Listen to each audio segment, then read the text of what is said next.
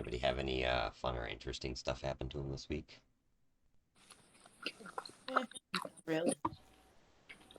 Nope. Just getting used to the whole changeover at my office. Yeah, I saw that your dentist is retiring and you're getting somebody new in the practice. Oh yeah, he retired. He's officially retired now. The the new lady took over. So far, so good. She seems pretty nice, and she seems like a good dentist. Good. That's extra good for me, being that I'm one of your clients there. That's Indeed. I I definitely did want to hear like, oh yeah, she's mean. She just holds people down and tears stuff out. It's gruesome, really. Ugh. No, so far so good. It's been about a week since the changeover officially happened. It's weird for me because I worked with a left-handed dentist all these years, and she's right-handed. Oh, so you're gonna be like, you're gonna have to like adjust to you almost turning a whole different direction and stuff for what you're doing, being on the Oh yeah, opposite we side of her and everything. Yeah. yeah, they had to adjust everything. They had to change everything around. I had to change how like everything's set up around. It's been interesting. It'd be like But suddenly things are suddenly settling having to down. work with a left-handed chef. It'd be scary. Hmm.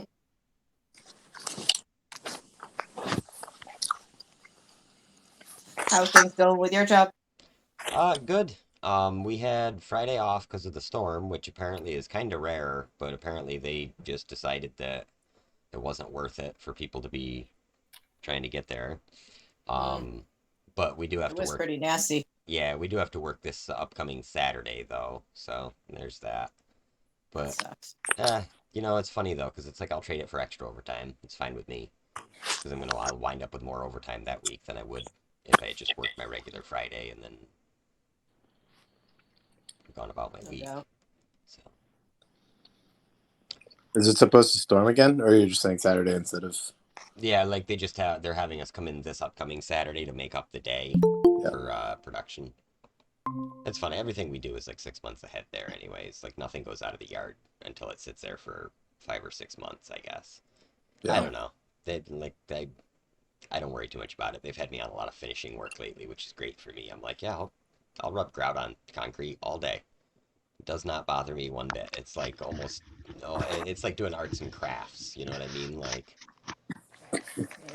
Does the concrete maybe need to sit and cure for a while before they send it out? well, that is part of it, but the brake tests and stuff that they do on these things, like by, usually like a week after we've poured and cast something and pulled it and it's out in the yard, it's ready to pretty much go down the road. But I think it's just like a work schedule thing. They want to make sure that they have all the pieces ready to go in case something breaks, so we have time to fix it, or we have time to like pour another one if we have to.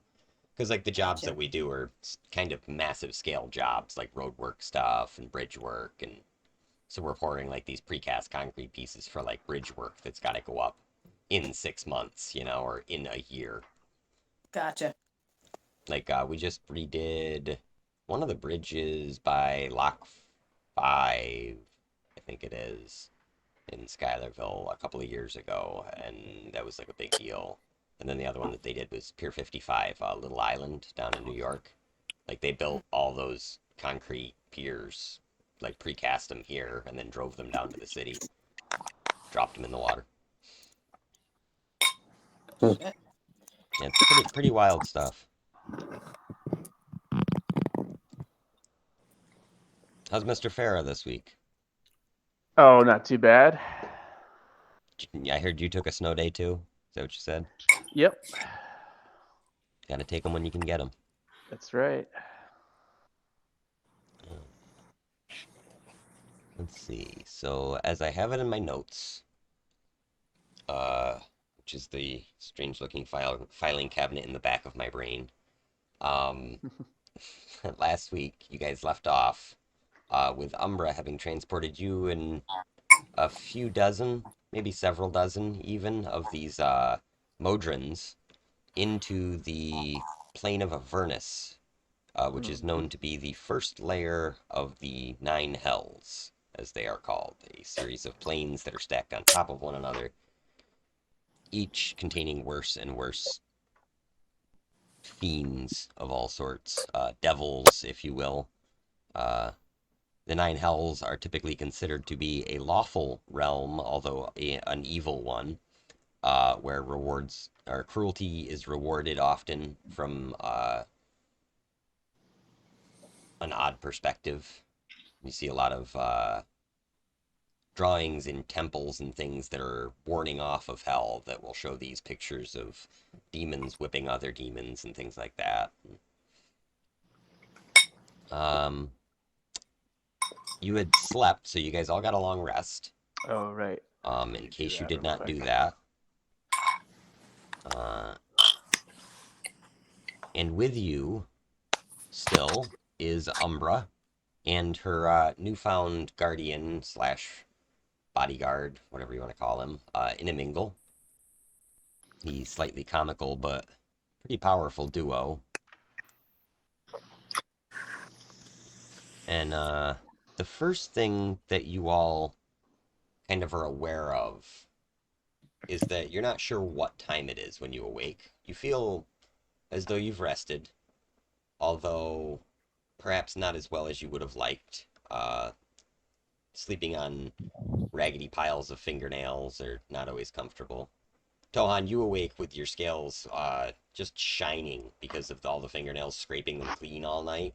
So when you wake up, it's like you're freshly buffed. Oh, nice. Like you It's feel like an Greater than good. usual. interesting sandblasting medium. Yeah.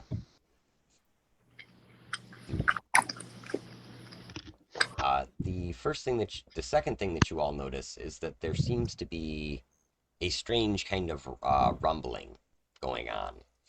And as you look off in the distance, you begin to see flashes at first far away of light through cloudy smoke and sulfur fumes. And then as the flashes begin to grow ever slightly closer, it seems, you realize that it's actually a great battle that seems to be occurring in the sky many miles away.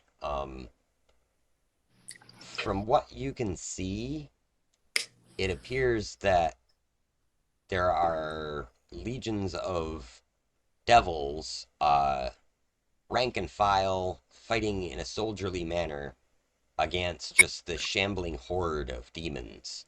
And it seems like the devils are prevailing, although the demons are doing a toll on their numbers. Uh, this persists for a few minutes as you guys are kind of waking up, and you're sort of pondering what you're seeing. It is extremely hot here at the moment. And as you look down, you see that a large lava pool has opened maybe 50 or 60 feet away from you, uh, from where you slept overnight. So, like, the fingernails have just kind of melted, and the smell of burned fingernail lingers in the air. Ugh. Lovely.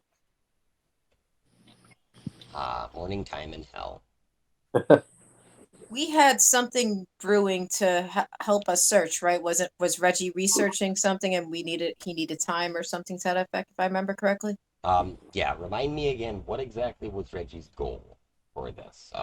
He was looking for The piece of the rod, right? the piece of the rod, trying to track it in Avernus, correct? Yes. You guys had also learned that the rod was currently or I'm sorry, if we had not gotten this far, we'll say that I made it my intention to because I don't want to accidentally spoil this, so we'll just intentionally spoil it instead. Um, Reggie comes back and lets you know that the Wand of Orcus that the Demon Prince is seeking through this early Modron march seems to in fact be one and the same as this last rod of 7 parts. The Rod of Attrition is what it was traditionally referred to as. He says as to its whereabouts in hell, he is not 100% certain, although it does seem that it is here in Avernus somewhere.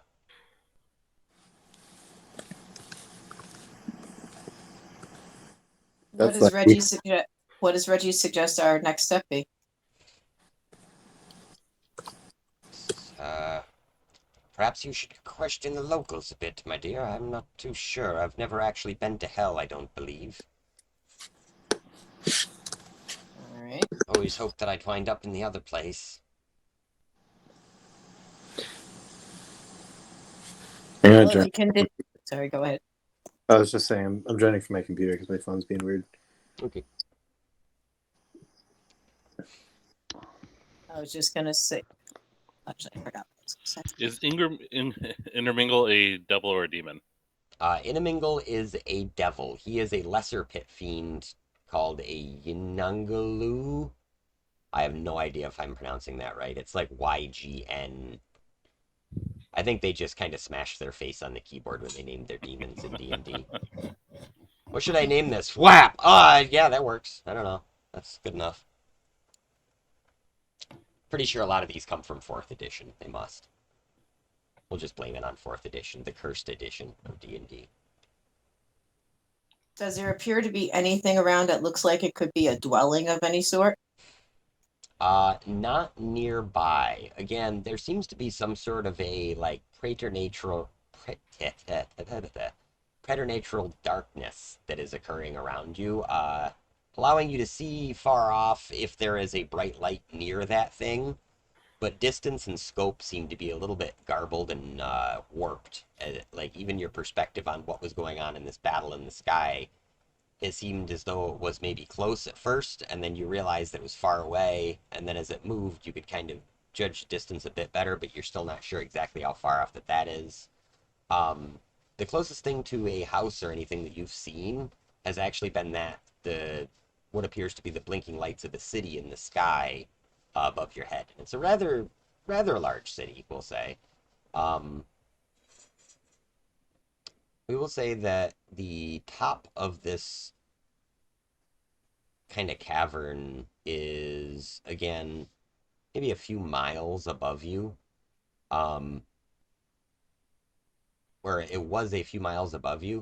We'll also say that overnight, you actually see that this city seems to be rotating down around the sides of the cavern. So it is now sort of on a 3 o'clock position if you were to take a cross section of this spherical, sort of cavernous plane of existence that you guys appear to be in. So it appears as if things here move around a bit. It's very disorienting. Like even the appearance of like the lava lake at your guys' encampment, it definitely was not there last night, which means that the landscape here seems to be constantly shifting and moving. Does the Eye of Agos tell us anything about the battle, the city, or the lava lake?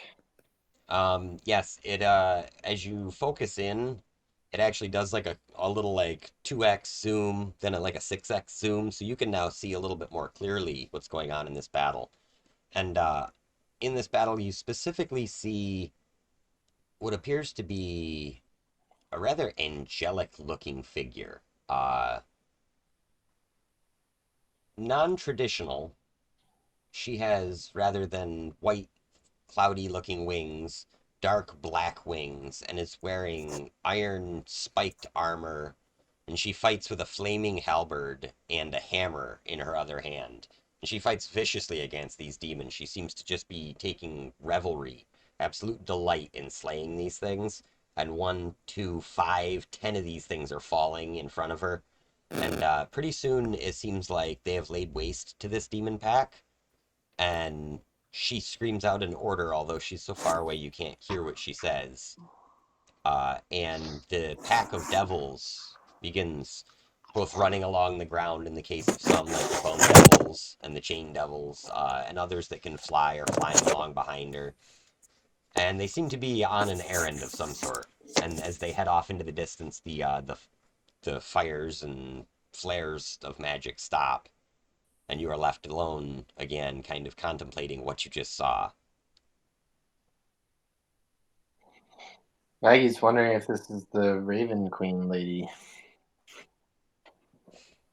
From the visions you had had before to whom you just saw, this particular one actually had bright red hair, almost like a flame red hair. Like she probably got her dye at Hot Topic, Nice. versus the Raven Queen who had like this jet black hair and kind of white visage.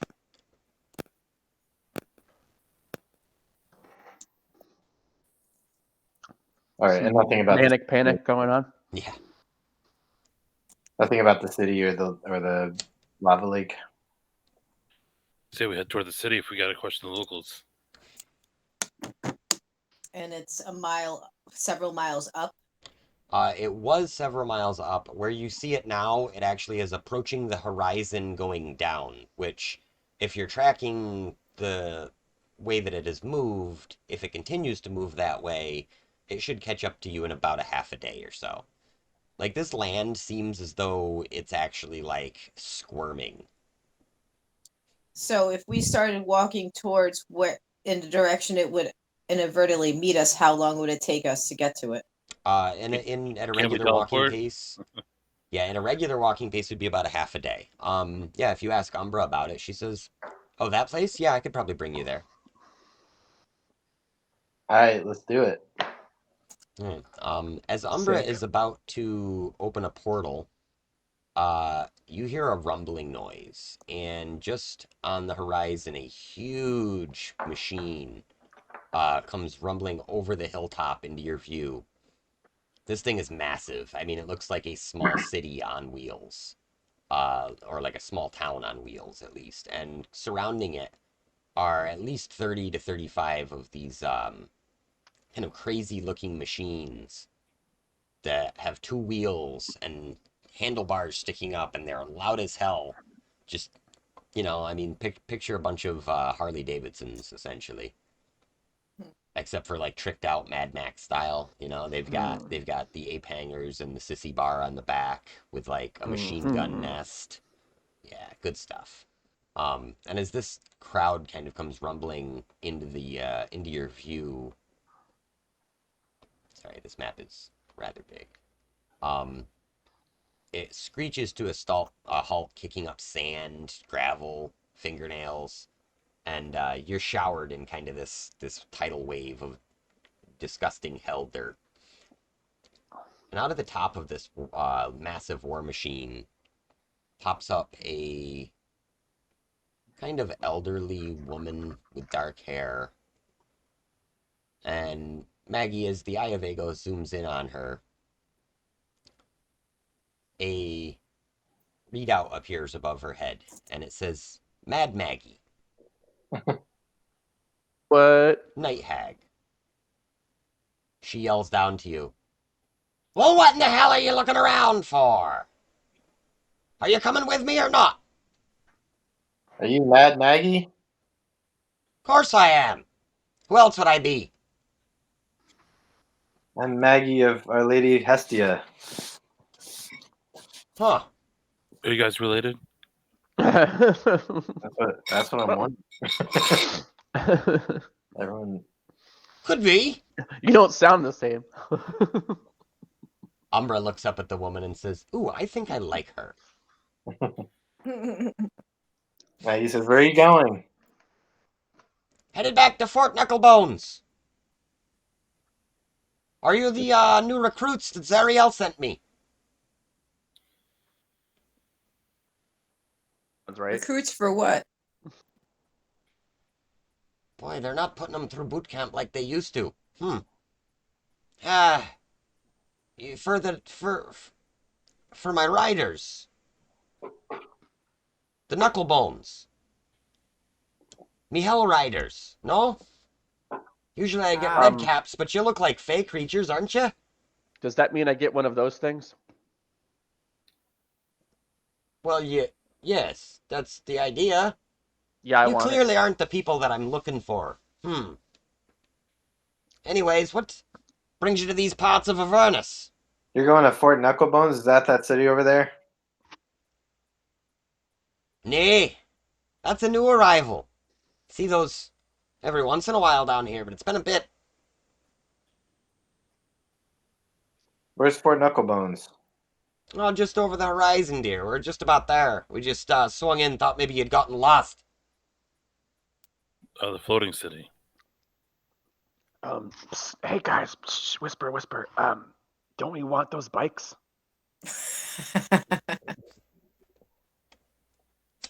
Yeah, obviously. I think Maggie sees Umbra eyeing the bikes and is like, you know what? I think we better go anyway. I I say perhaps we can help you in some way in trade for some of those transportation bikes.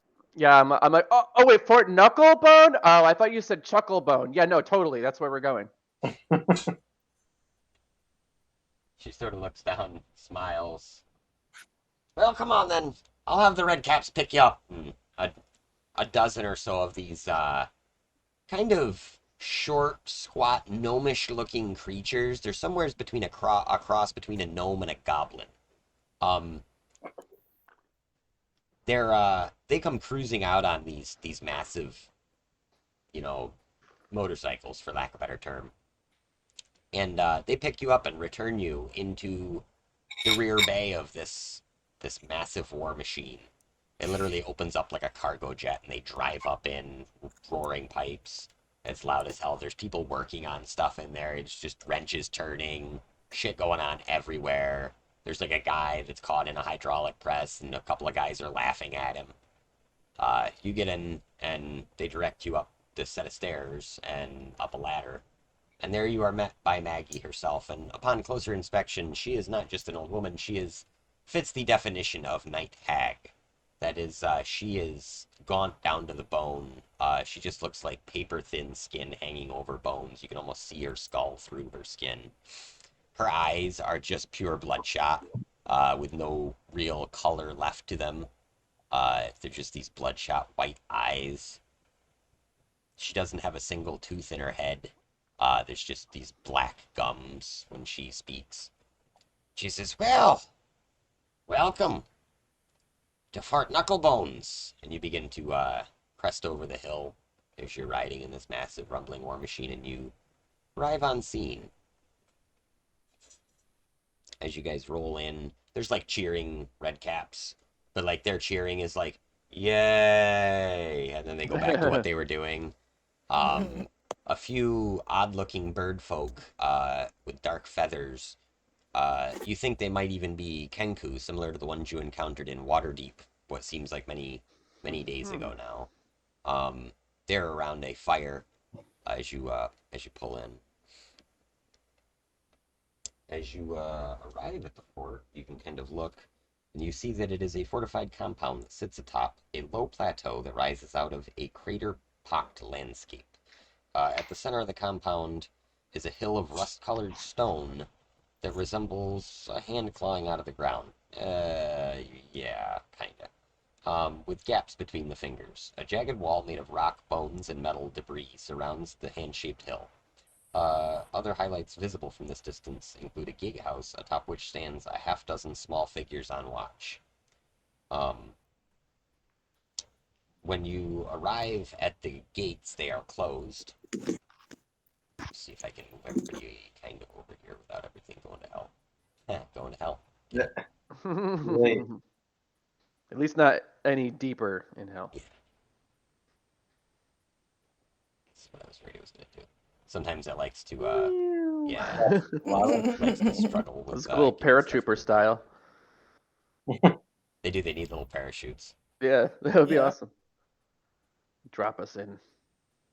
It's because the play area on this map is so big that, like, when I get out to that corner, I was like, well, I need a blind spot to put them so that I can kind of zoom out and do like this, Yeah, something slightly cinematic at least. I was just gonna say, I feel like this is the biggest map we've used. Yeah, it's definitely huge. Not even my creation either. It was somebody had actually built almost the entire Descent to Avernus full campaign worth of maps in Tabletop Simulator. Wow, So yeah, I just finished downloading them about an hour ago. It's like, that's holy shit. awesome. Yeah, somebody put in a lot of work. It was not Yeah, that was great. Yeah, being as this is one of those things where I recorded, put it on YouTube, I should have been smart and looked and seen who did it, but I did not. We can always add those in the there's gonna description be, yeah, notes. What do they call it? later on. I'll put it in the doobly-doo. Yep. Yep. So yeah, as you guys approach the gates to this fortified compound, a voice calls out as the war machine pulls up in front, and it calls out, "Well then, what's the password?" Maggie is still below deck. She's told you she has a few things to get onto, but she tells you to go down and enter the gate with the red caps. And the red caps are all like getting off their bike. And one of the other red caps looks up. We don't have a password. And a few seconds goes by, and then the gate begins to open. Like, There are 6 of these red caps that are standing atop the gate. Several of the red caps thought that was quite funny, but when they laughed again, it was ha ha. They're like Squidward when he laughs. These are the saddest gnomes ever, or like maybe really happy goblins. You're not sure.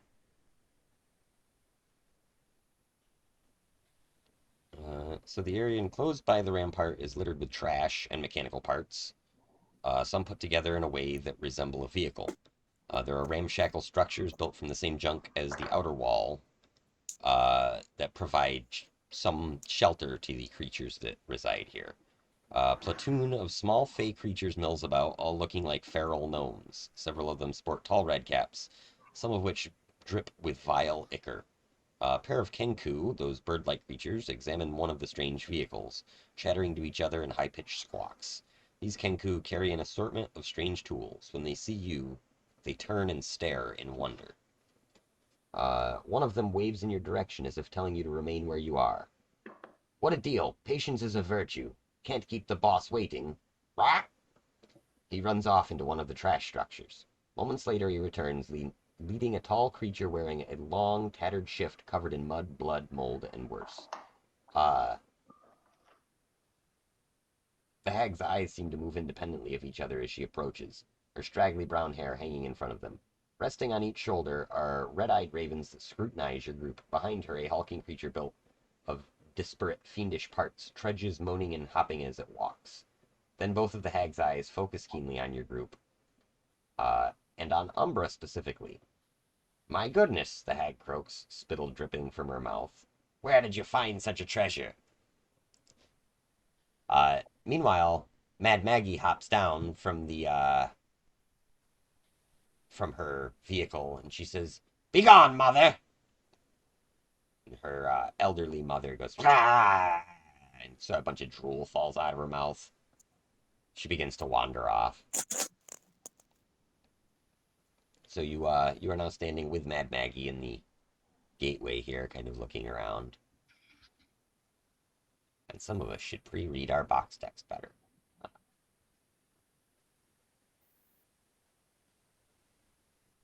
She says, "So, you said maybe you could help me, eh? And what sort of services can you offer?" Depends on what sort of help you're looking for and what you're in need of. Oh, well, it depends on how trustworthy you are, I suppose. See, trust is everything here in hell. It's really all we've got, after all. She's got a big, like, toothless grin going on now, and she cackles. And when she does, it's like nails down your spine. Tohan, you don't mind it. I just laugh with her. Yeah.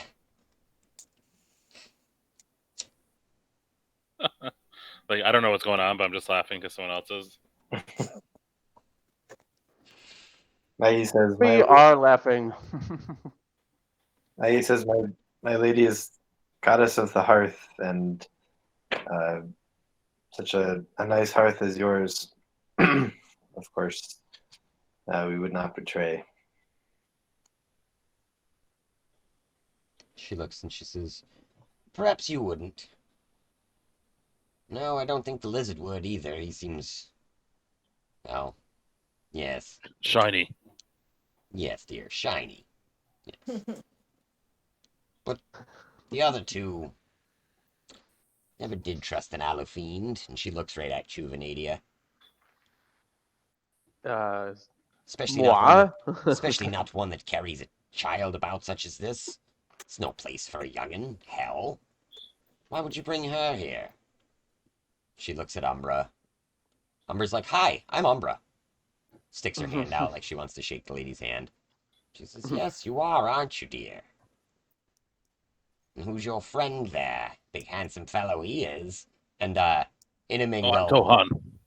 Inamingo steps from behind Umbra, and he's like, Pitfine Inamingo, at your service, miss. And he seems very demure, like he's like kind of showing a level, I guess. I'm trying to think, like that he knows that she is like a higher class demon than he, or yeah, devil than he is. Maggie, you would know through some of your religious studies that devils are known to be particularly like lawful and orderly. Like even though they are evil, their evil involves like plotting and like scheming and all sorts of ways, think like corporate evil versus Mhm. demons who are like, you know, bikers on meth evil. Like different So like difference. boring evil. Yeah, Basically. that's yeah. White collar crime. I was gonna say they're white collar evil villains is what it is. They're Gross. they're the Lex Luthers. Gross. Let's fuck him up. Um And Alufiend is the like four D&D 4 version of Tiefling or what? Sort of, yeah. So an Alufiend is it is thought to be the original sort of version of a tiefling, and tieflings actually originally appeared for like a meta purpose in the Planescape setting, and then later became like canonical to the Forgotten Realms and other places as like anyone who had any sort of genetic relation to uh, a demon. So Venedia, when she said Alufiend, she probably hasn't seen a tiefling before. She's probably only seen Alufiends. Yeah.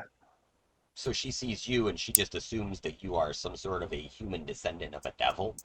And then she's looking at Umbra and she's probably thinking that it's your child. She doesn't know age differences. You could only be, 5 years older than Umbra, and she would still be like, Totally. yeah, that's probably her kid. Because devils, that's how they do. Demons, I mean. Demons, yeah. That's going to confuse me this whole time. There's other terms I can use for it too. There's like fiends and abyssal Right. creatures. But But fiend is more broad, right? yeah, like fiend is a term generally for devil-based creatures, I guess. Like creatures yeah, like from the demons Nine and Hells. devils are fiends, but demons aren't devils, and vice Yeah, versa. it gets weird. There's some like overlap from some of the additions and stuff. There's a lot of these weird old creatures. So right now, the people we're dealing with are on the devil side. Yes, they are on like the more lawful side of things. You can at least Yeah. like talk to them. The Jeff Bezos types. Yeah. Gotcha. We're not sponsored by Amazon, by the way. Yeah, they don't want to eat your soul without your permission. The They'll demons make you don't sign a care. contract for us. Yeah, Yeah. exactly. That's what they're looking for. But you can buy I've been- lawmakers, so it's fine. You just make the law that allows you to do the evil thing you want to do. It's fucking I've been simple. watching a lot of Supernatural. They should have called this D&D Washington D.C. Washington D.C. I don't know. Maggie tells the hag, these are my good friends who've been with me through thick and thin. This where she kind of gets a little quiet and turns her back towards the child a little, and is like, "We're here because she brought us here and demanded that we come. So we're here for her protection." Ah, she is special then. I sense something about her. What is it? Some sort of telepathy? Some sort of oh. Well, And at this point, you look over She and can juggle axes. you see that Umbra is sort of just looking at the hag, and although you can't hear anything, you get the distinct impression that maybe she's having words with her in her head like she has with you in the past, where all of a sudden the hag is realizing very quickly that Umbra is less a child than she looks, maybe. Hmm. And Tohan, as you say she can juggle axes, she nods with a smile, like, yeah, I can, opens up two portals, and axes just begin flipping back and forth between them. And Aranith is just smirking through all of this. Hmm. the hag's white eyes go wide at this. Like comically wide, like we're back into anime territory Like again. Auga? Yeah, Or exactly. Like, yeah, it's they're too big for her head. Like that scene in Pee-wee's Big Adventure with the trucker lady. That sort of thing. ooh, Yeah, large awful, Marge right? sent you? Yeah, large Marge. That's exactly what she looks like right now. Damn, I had nightmares. Yeah, no, that Yeah. was it was one of the worst experiences as a child. Yeah. Like somebody, I thought I was an adult and I was freaked. yeah, Tell them Large Marge sent ya. That deserves to be a trilogy. So Yeah, for sure. I thought they made a third one. I don't think so. Oh, really? There is what You Pee-wee's. got Big Adventure and Big Top. Yeah, wasn't he just made like a third new one with like Joe Manganiello in it, no less. Really? Yeah, Whoa. linking it right back to D&D. Yeah, Whoa. super weird, right? Oh, what was the Yeah. name of it now? And to Avernus, because this is Joe Manganiello's campaign. Yeah, that's what's weird about it, right? Bro. There was a glitch in the Matrix just now. Something happened. Damn. Yeah, I think you got to look it up on like Netflix or Hulu or one of them. But there is definitely a new Pee Wee Herman movie that came out like Huh. a year or two ago. It was okay, if I remember correctly. I liked it. Big fan of Paul Rubin. I mean, you know, minus the touching himself stuff. But hey, what are you gonna do? Pee-wee's Big Holiday in Could be. 2016. Yeah, that sounds right. Wow. I don't know how I never even heard of this. Yeah, Produced seriously. by Judd Apatow. No way. Huh. Yeah, Crazy. so there you go. I just solved a night's worth of entertainment for you all. Yeah. All right. Wow.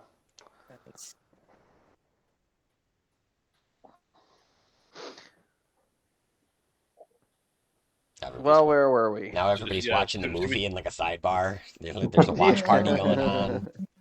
Should we tell Zach? I don't know. This just turns into like a reaction video. The watch party. Yeah. So Maggie invites you into what appears to be kind of a ramshackle, thrown together bar of sorts. Some of the red caps are playing drinking games in the corner. One of their drinking games includes shoving a funnel into an unwilling participant's mouth, holding him down, and just pouring alcohol after alcohol into this funnel until the man vomits, and then they dump him off the table.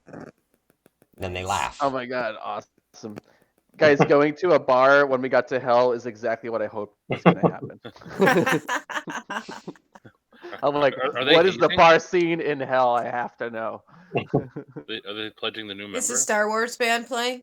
That's what I was The wondering. Cantina no, band? you know I'm what's, hoping for a Mos Eisley kind of. someone has actually got the jukebox stuck on repeat, and Starlight Vocal Band is playing. It's playing Afternoon Delight over and over and over again, and that's Oh all right, that's on. we're in hell. Yep. We're not supposed to enjoy it. And it's the Kids Bop Older version. Yeah, yes, that's absolutely what it's like. The like upbeat, like swingy up tempo shit you hear in an elevator somewhere. Yes, absolutely. Every And it's so like often a Nickelback song plays. that's what happened when they unplugged it and plugged it back in. They played one Nickelback song, and everybody was like, "Well, at least it's not Starlight Vocal Band." And then the Starlight Vocal Band came back on. It's all they've managed to do. There is a guy crying in a corner. He's just sitting there crying. Nobody seems to be trying to like console him or anything. He is just drinking and crying. So you know he's having a good night. Yeah, definitely gonna go hang out with that guy. Behind the bar, there is actually a mind flayer. The mind flayer is using its face tentacles to like clean extra glasses and stuff. And he's just kind of looking at this debauchery. And you see him sort of tilt his head every now and then. Arianth, he kind of catches your eye looking at him for a moment, and you hear, "Hey, a guy's got to make a living. This will make a great book someday." I nod my head, like, fair enough, and say, fair enough. Man, you got a mind flayer as a barback. Everyone's got to start from the bottom here.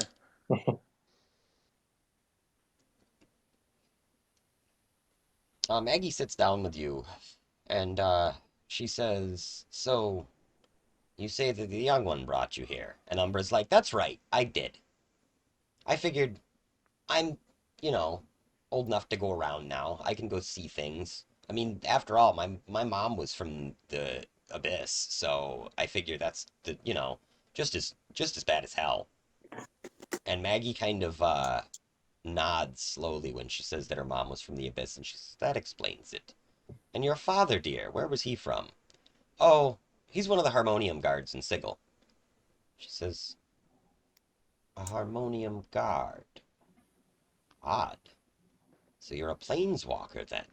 She says, "Well, I mean, I guess so. I kind of just go where I want. See?" And she blips out of one of her portals, and she appears standing on top of a pile of red caps that have begun to play some sort of a rugby-like game in one corner.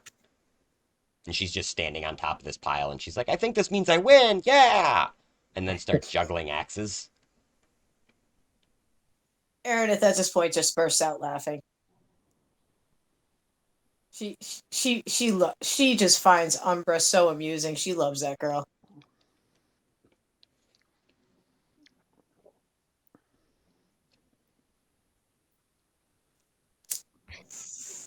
So Maggie kind of observes this portal that goes on, and she looks at all of you.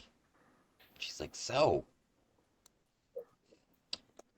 where's next on your little tour around the plains? It seems you can go wherever you want. Why stay here in hell?" Umbra says, "Oh, that's easy. You see, ever since we came here, it seems like I can't open a portal to go back home. I tried a couple of times so far when these guys were sleeping. Didn't seem to work. Probably gonna Also, have to we find some other way to get home." also we heard the weather's really nice this time of year. She says, "Well, it is the dry season. You should see what it's I like when it's wet down here." I mentally, through a Reggie channel, say that Umbra, perhaps you should keep that to yourself in the future. As you say this, you look over towards her, and she is now engaged in a full-blown wrestling match with one of the red caps, and she hits him with a German suplex.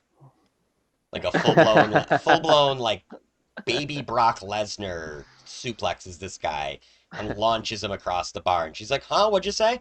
And she's kind of like, then she's off and wrestling these fucking gnome things again. Aaron just smiles, shakes her head, and turns her attention back to Mad Maggie. Maggie looks and she says, "I like her. She's got spunk." I say to Maggie, you and I are definitely in agreement there. Agamemnon says she can handle herself, but we're along for the ride. Hmm. "So I take it you're from the Primes, then. Is that right?" That's right. "Ah. So which of the worlds? Kryn? Abir Toril? Or one of the Outers, perhaps? The old ones? Oerth? Or do you not know? It's funny how many of you Primes live your lives on the Earths that you're on. And yet, you don't even know that there's others out there. Ah, well. Supposing that it's the nearest one, that be looks like a beer," she says, and as she says this, she pulls out a map. Uh,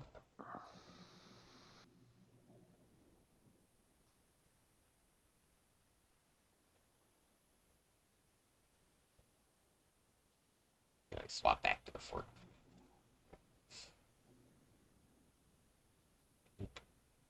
Uh, as she lays this map out on the table, she says, "Well, here's the problem. I can show you this map today. You see how nothing's labeled? Well, it's because it'll be all different tomorrow, and the next day, and the day after that. The other problem is I can really only show you once, but I can at least give you a general layout how things go around here. So back to my map. She says, you see, I work for a very powerful being named Zariel. She's the Archduke here in Avernus, second only to Asmodeus himself. Zariel, she wasn't always the Archdevil. No, long ago she actually was a Celestial. She worked for Mount Celestia. As the story goes, a few hundred years ago, she went to her superiors on Mount Celestia, to the law gods, the gods of good. She said that she thought she could wipe out all the demons and all the devils.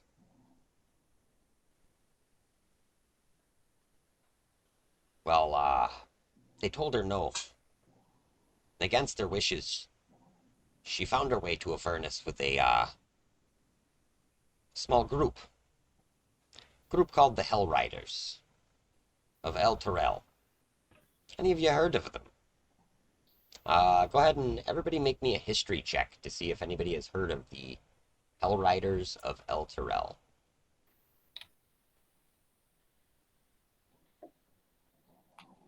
24. Okay. 4. Yeah, I got 15. I'm assuming Aaron is 24. Okay, Gets so it? see how much did you know about them? So you remember reading in one of your studies that the Hell Riders of El Terrell were a group said to have been summoned by an angel themselves to go do battle with the demons and devils of Avernus. As these story goes, only about a third of the men returned, and they proclaimed themselves victorious, although they said that their celestial general had fallen in battle. And in the city of El Terrell, there actually existed a small monument to this general, uh, and the general's name was none other than Zariel. So the story tracks that Maggie is telling you, like with what you know. You also know that the Hell Riders that returned were worshipped kind of as local heroes in El Terrell, and that they were kind of considered to be, their families were considered sort of to be like nobility throughout the city, including the more recent governor of the city, whose name I have somewhere, but we can't recall it at this particular moment. Maggie tells you that she works for this Zariel, and that she is particularly interested in finding out information about the time that Zariel first appeared here in Avernus. And she tells you that when this happened, Zariel showed up, and her forces at first laid waste to many demons and many devils, but eventually her Hell Riders betrayed her, and that many of them fled back through the portal from whence she had first come into Hell, and that they closed the portal behind them, dooming the rest of their companions. The first few that made it out just shut the door on the rest of them, causing them to die probably horribly agonizing deaths here in Avernus. And that Zariel herself was eventually wounded greatly in battle, and she retreated to a far-off spot in one of the desolate regions here in Avernus, and was approached by none other than Asmodeus himself, the reigning prince of Hell. Asmodeus offered her a spot as his general, to lead the forces of the devils against the demons of the abyss, of the invading planes of the abyss. And that he essentially promised her in a contract that she would be able to kill demons endlessly, and that with each kill, her power would grow. And according to Maggie, this has held true for many years now, at least 200 that she can remember, and that Zariel has been kind of a force to be reckoned with against the demons. She's actually sort of gentrified hell as much as possible, as she points to this river of kind of red here. She points it out and says, "This is the river Styx. Although its banks are ever changing, it leads a clear course from the abyss where the demons reside, through several other planes, and here into Avernus. It flows down to the fifth layer of the Nine Hells, and then moves its way off, back into the Outlands somewheres, I believe." And this again tracks with what you know from what you've kind of seen and heard in the city of Sigil. That,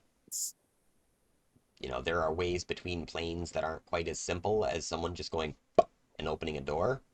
But these tend to be those sort of thinnies where you're not really sure where the boundary between the planes is. She explains that, yeah, the river Styx is one of these boundaries, sort of, so the demons use it as a way in to hell. And that's often where you'll see the blood war occurring, the ferocious battle that's been going on for thousands of years between these demons and devils.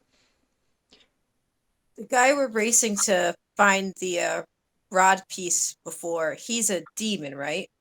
Correct. So by all rights, these people would be more likely to help us in a race against him. Yes. At least you would think so. Although, again, if any of your knowledge of demons or of devils in general comes to mind, you're sure that they're going to be trying to bargain for this somehow in their favor. I mentally relay to the party that perhaps we go as far as to tell them that we're fighting against this demon, and that we're looking for something, but maybe not what we're looking for. Maggie asks, Maggie, you want us to help you find information on the general's early days? She says, yes, well, sort of become a hobby of mine. I'm sort of a fangirl of Zariel's now. And, one thing that's really got me interested lately is, it's her sword. You see, they say that she lost her sword in that last battle when she was still a Celestial, before she was turned. If perhaps I were to regain it, find it, and give it back to her. Well, I that's mentally just... ask Reggie if he knows anything about that sword. She said, let's just, let's say it's something that I feel like could benefit me greatly, and therefore it could benefit you greatly. Reggie sort of does a cross-scan, computery boop beep thing. He says, sort of Zariel. One moment, please, yes. Follow flipping pages. Appendix. Which appendix is it?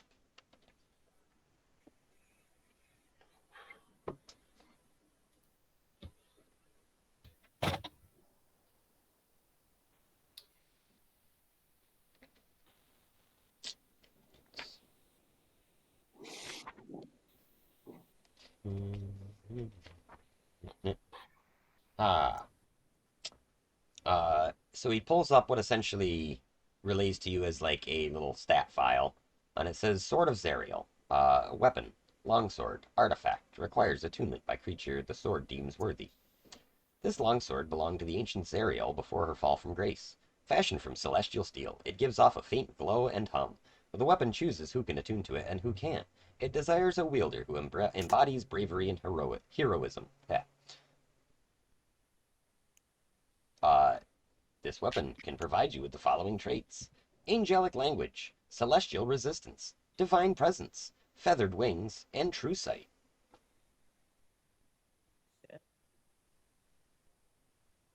Caution, this weapon may modify your personality.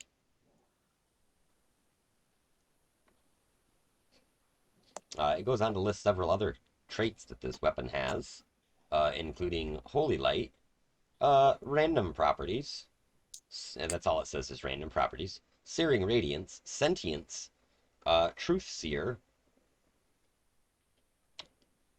and it says semi-indestructible. That's kind of all the information that this stat thing has for you at this moment. Because I'm not going to bore you with reading all the very specifics of it, but again, it Yeah. does some crazy It sounds like a shit. Does he badass find sword. it? Yeah, it does. Does he find any information as to like as far as knowing the history of what happened as to where it might be? No, it seems like the only Wikipedia article that he has access to is probably the same one that Maggie used to read to tell you guys what was going on. He does tell you that oftentimes these sorts of weapons will be highly sought after by dragons. There's a particular thing that he knows about weapons that are this magical, and that there is a land in Avernus that is rumored to exist called the Wormlands. That is a separate section of Avernus set aside essentially for Tiamat's followers. It's a particularly wild land as it is populated predominantly by dragons. I asked Mad Maggie if we were to help find a sword for you, what can you do to help us? Hmm. Well, that's a very good question. What sort of help are you needing exactly? Are you trying to get back to your plane of existence? Trying to eke out one here? Let me tell you, it's not all it's cracked up to be. I didn't start out with this big war machine, you know? We're Maggie? trying to find something before a demon does. Hmm. Thwarting a demon. It's always fun. I will admit, some of the only fun we get here in hell. And that wouldn't hurt to add to the list of things that I've accomplished for Her Lady.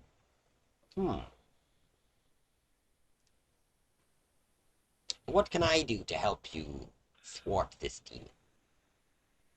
Help us find an item before the demon does. Ah. So it's tit for tat then. It's you help me find something, I help you find something. I suppose we could work on that together. Here, let me just draft something up really quick. And she pulls out a pen and paper and begins writing. When she hands it over to you, uh, it is written in infernal script. You cannot read it unless you can, you know. Does anybody know Infernal? I do. Ah, I may as well. Yeah, you definitely do, Nick. The tiefling trait. Yeah, for sure. So I asked Yeah, you can Zach, if you want to just read it as though I did. I don't know. sure. So even though you can understand infernal, this is written in essentially legalese infernal. So I need Oh, you to nice. make a wisdom check for me. Okie dokie. We're just gonna say it's a DC. We'll say 15 on this. It shouldn't be too hard to eke I out give what it says. a D4 guidance. Oh, cool. Okay, hang on.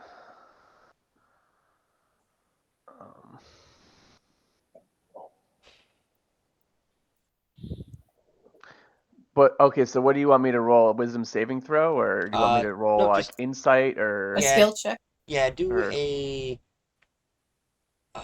we do an insight check. That's anything that's a wisdom based is going to give you the same modifier unless you have special proficiency in well, it. except So. for like survival or something Yeah, like that. exactly. Yeah, Like, or perception or something. I mean, Yeah, even wisdom. like I would honestly even let it slide if you wanted to use that because it like I could do perception. I got +5 there. yeah, perception's fine if you're trying to perceive anything that's not weird with I this. I used all +5 of that and got 10. Okay. So to you, this contract sort of looks like any other contract you've seen. Like when you were written up for the Flaming Fist, when you first signed up, they made you sign something, and it looked pretty much like Mhm. this, but you still, you just skimmed through it. It's an EULA, essentially. Is you're like, yeah, Mm. I don't know, just click yes, like, Right. Yeah. Yeah. No If one. I cast, I just turn. I'm like, no one reads this shit. Just where do we sign? I say, wait, hold on, and I cast comprehend languages. Oh, okay. nice. So if you want to make me a wisdom check to see if this thing is going to screw you any sort of way here. Nobody wants to get screwed by a hell contract, that's for sure. Does the fact that my passive wisdom insight is 15 count for anything? Yeah, I'll let that go for story purposes because that makes sense. Like, you read it in Infernal Venadia, and you're like, yeah, I mean, this is probably fine. And Arian's like, hang on a second, like, and looks at it again. So as you're reading it, it appears that it is in fact a one-for-one contract, one favor exchanged. The order of the favor on Maggie's part is the location of the Sword of Zariel, and in exchange, she will assist you in locating, but not retrieving, the Rod of Attrition / Wand of Orcus that you seek. However, your contract says the acquisition of. Like, so that she's looking for you to go get the sword, whereas she just has to help you find the sword. That seems to be the only kind of shady thing she's doing. Hmm. I say to her, perhaps you could sweeten the pot a little bit here since we're doing a little more work than you are. Maggie pulls out her abacus and calculates the difference in difficulty in front of her. Excellent. So as you pull that abacus out, uh, she's like, oh, of course, I would get a group of mathematicians. Didn't think you graduated boot camp, but of course you went to you went to technical school. Ha! Well, how about this? Just had a batch of them red caps get ripped off their bikes. Had the boys grab 'em. Still in pretty good order. I think everything works on 'em. Should be one for each of you and one for the big guy there. 5 of our, two-wheelers. We'll What call it, about one? we'll call it per diem.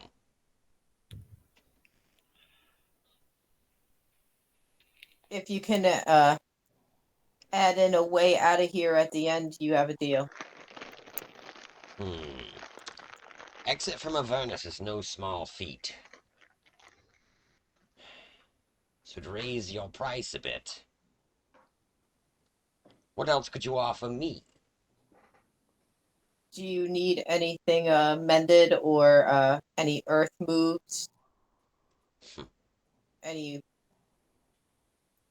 animals communicated with? There are many ways I can help you if you give me an idea of what you need.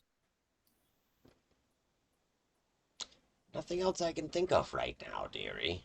But I'm always open to having a, favor from a friend. Depends Maggie on says, what's. if we're retrieving your item and you're helping us retrieve the item, that seems like a even enough deal.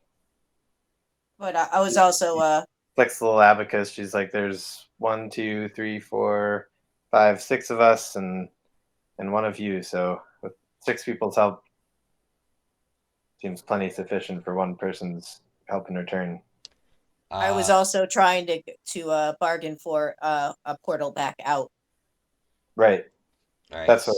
So Yeah. Maggie, make me a persuasion check with Oh, gotcha. advantage because of the because of the abacus and because Arianth is kind of trying, like, you're both trying to get at the same thing here of trying Can to. I do persuasion as well? Well, that's going to be the advantage for Maggie. You're giving the assist essentially. Fair enough. All right. Nice. 26 plus 28 altogether.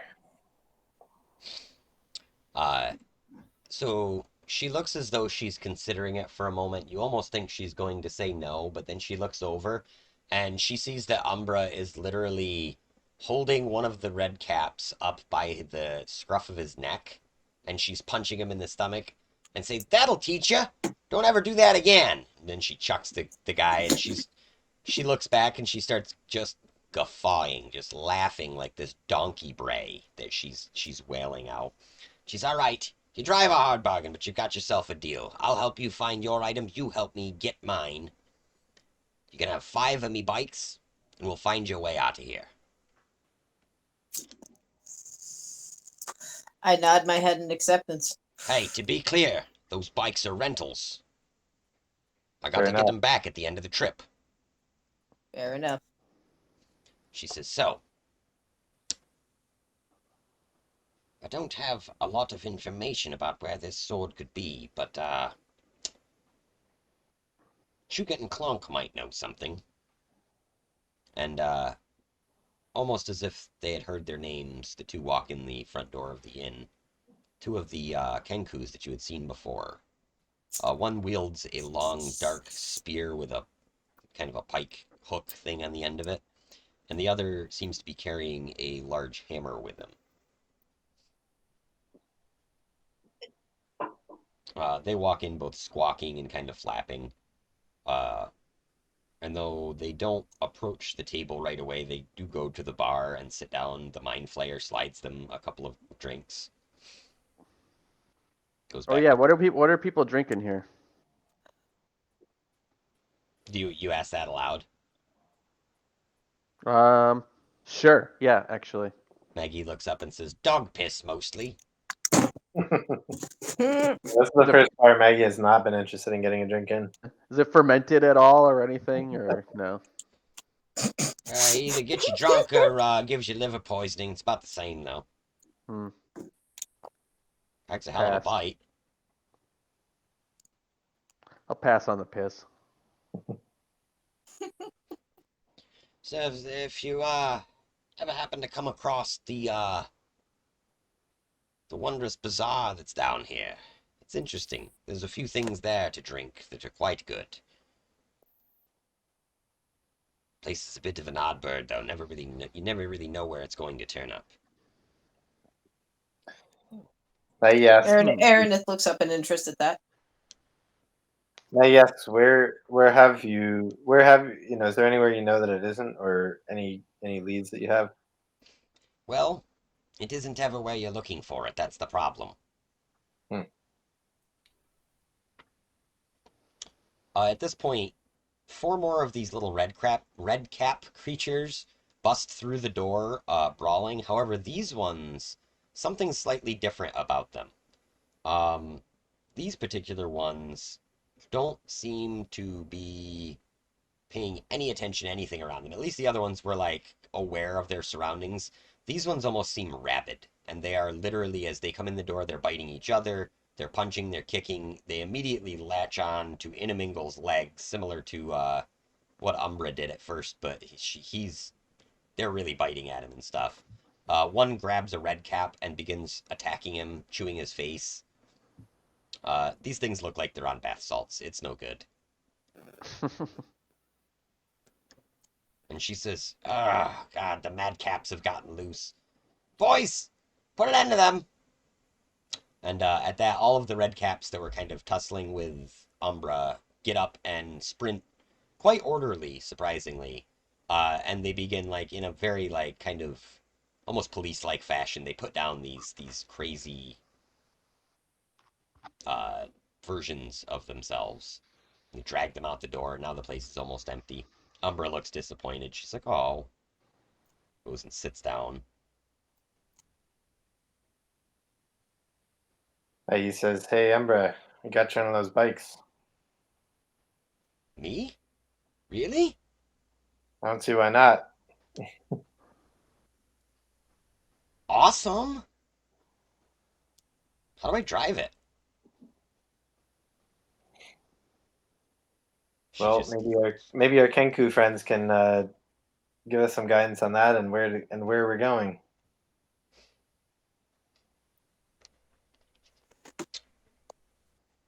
Okay.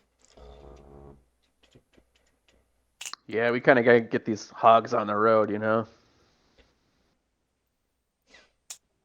Maggie tells Maggie, in the meantime, Orcus is closing in on our common quarry, and it will not be fun for you if he gets it first. So we'll can we both agree to move as quickly on this as possible?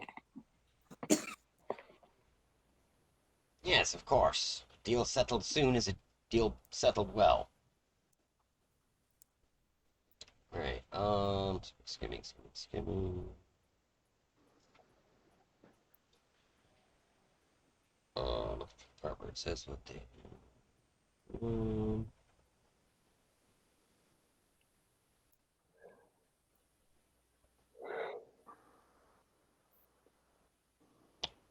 okay, so she tells you that she does not have any information uh, about the specific location of the sword, and that she will send her red caps out on a search while you are gone and looking for the sword.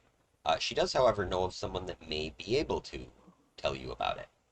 Uh, she has heard rumors that Archon the Cruel, a worshipper of Tiamat, uh, has been gathering magic items throughout Avernus, seeking anything that would be able to reawaken his master, the Lord of Dragon, or the Demon Queen of Dragons, Tiamat. And she is able to show you on the map where his fortress is. And again, keep in mind this is just kind of where his fortress was.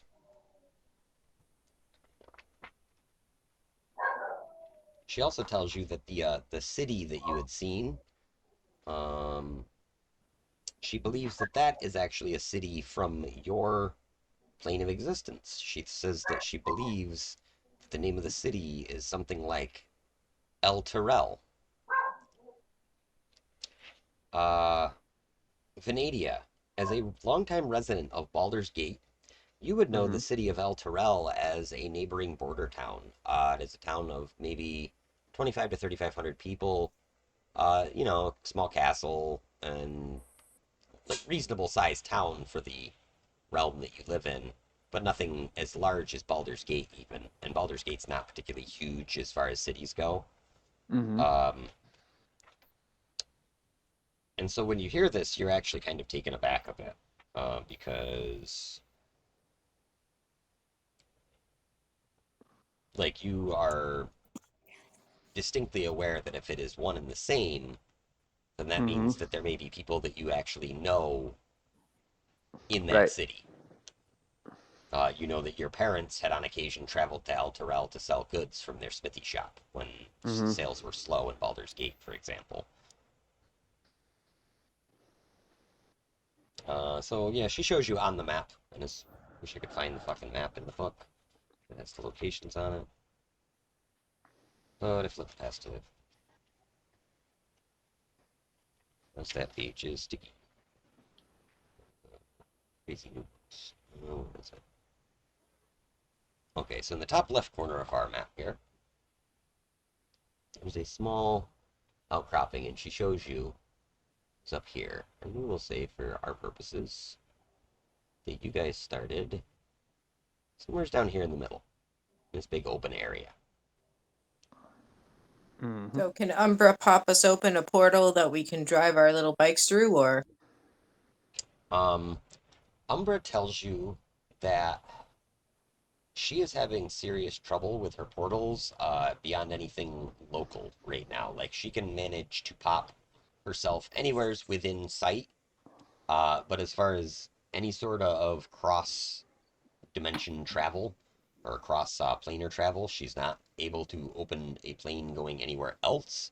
And she tells you that she can't get there essentially if she can't see it. She says she could make it much faster for you traveling on the bikes, provided that she could be somewheres up high. She could just open a portal for you guys and go through the portal after you and follow you, so that your bikes could ride through it and you could kind of do quick jumps so she could see farther along and stuff. She's sort well, of looking, I can raise her up on my broom. yeah, she's sort of eyeballing your broom when she says this. She's like looking at it. Wink, wink, nudge, nudge. Yeah, so she directs you to, or Mad Maggie directs you to where Archon's tower should be, and she tells you that uh, the best way there is not necessarily as the crow flies. You may wish to just simply follow the river Styx and keep an eye on the other side of it because it'll be there somewhere. Even as it rotates around the land, it seems to always follow its whole mountainside and everything, just the same as that city did, will slowly move and find its way down the river Styx until it comes to a full circle. Even in the time that you've been here at Fort Knucklebone, maybe a course of a couple of hours, the land itself around you, as you look out and around, and you can sort of see off in the distance these weird glowing lava lakes up on walls and things like that, has now shifted and is different enough that you notice certain features of it that are changing. Maybe a waterfall has appeared where there was none, like a lava waterfall. Um, Strange warm winds occasionally will blow these almost like hurricane gales through, just chasing tornadoes filled with fingernails and skulls. The red caps, every time something happens, they're like, yay.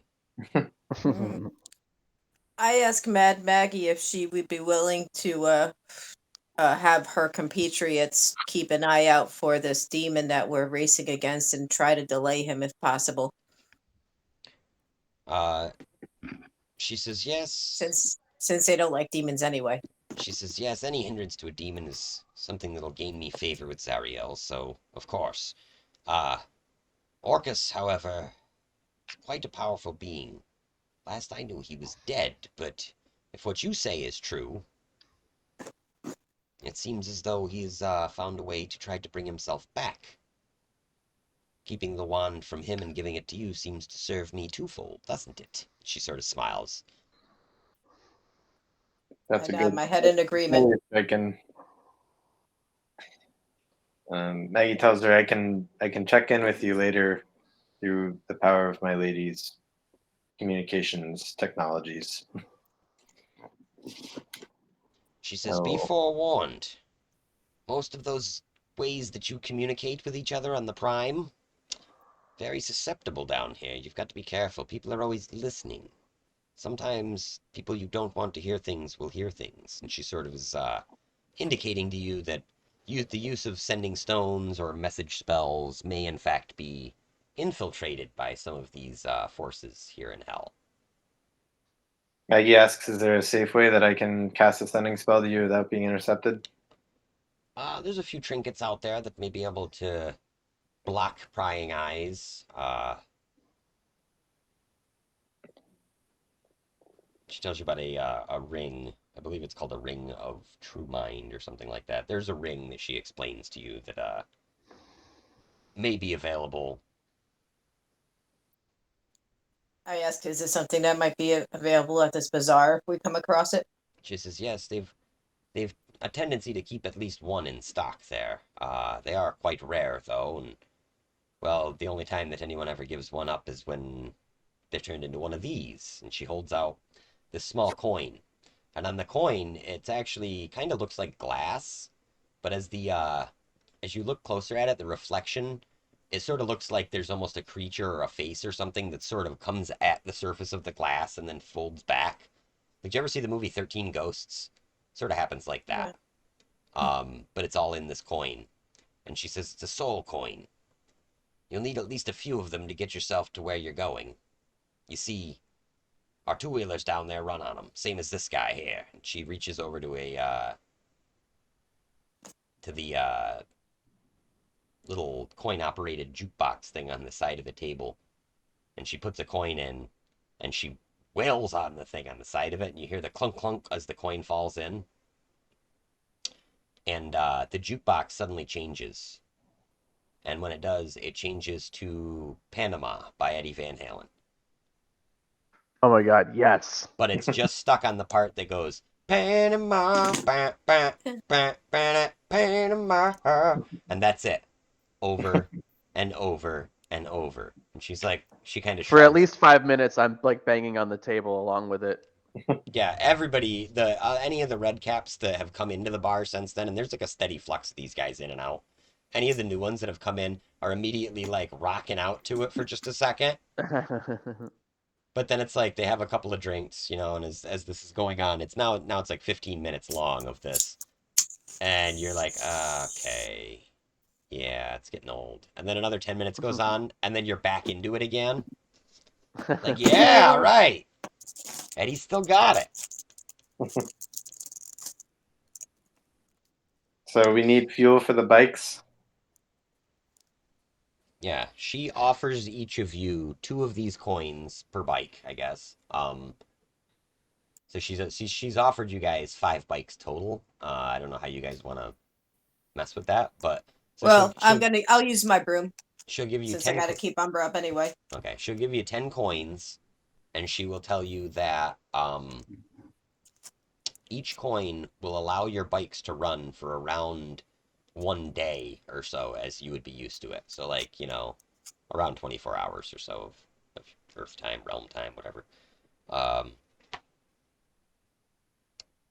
and yeah, she tells you that if you are to ride your bikes there to Archon's Tower, that you must be cautious, as there are many dangers out there that await unsuspecting travelers in the realms of Avernus.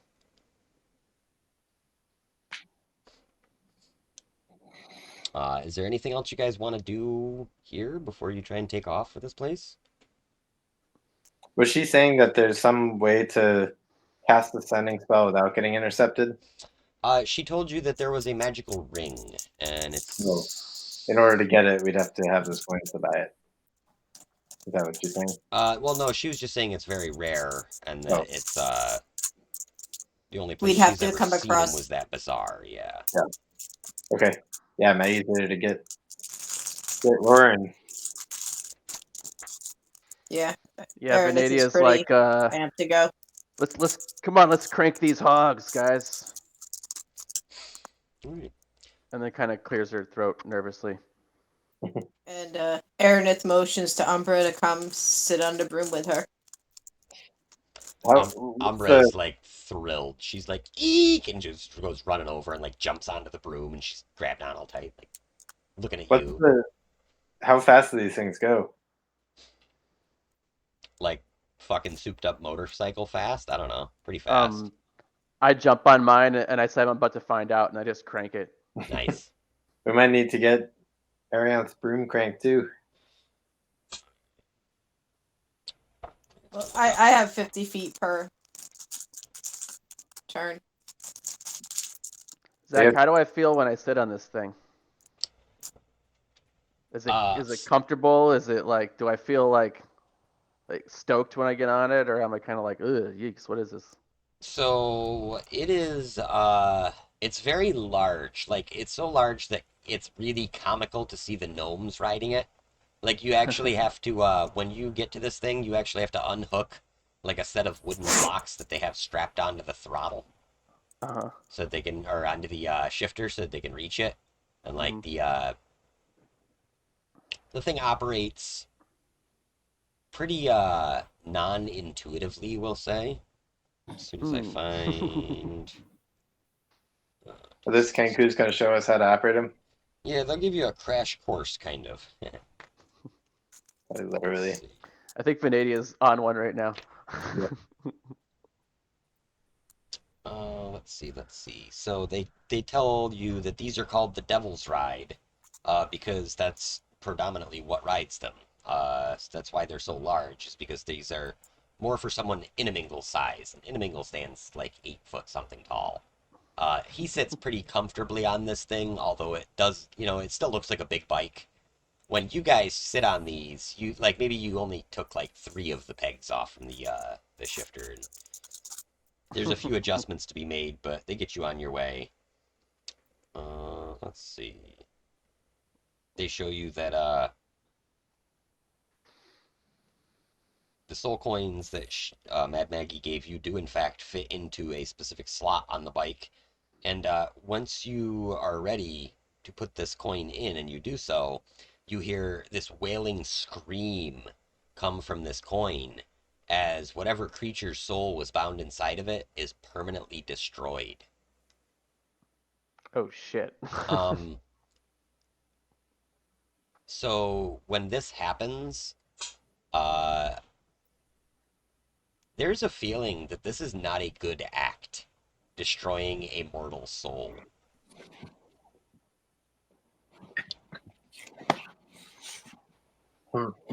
Too late now. I've already blasted off. The one feeling that you do get though about it is that because you are not a lawful good creature, Venadia, is that they were in hell, and their soul was in hell, so they were probably not a great person. And then you have a second thought. Wait, I'm in hell. Shit. Oh wait, I'm not a great person. Awesome. Cool. Maggie's Uh, telling herself the first half of that, and the second half of that. All right, we roaring.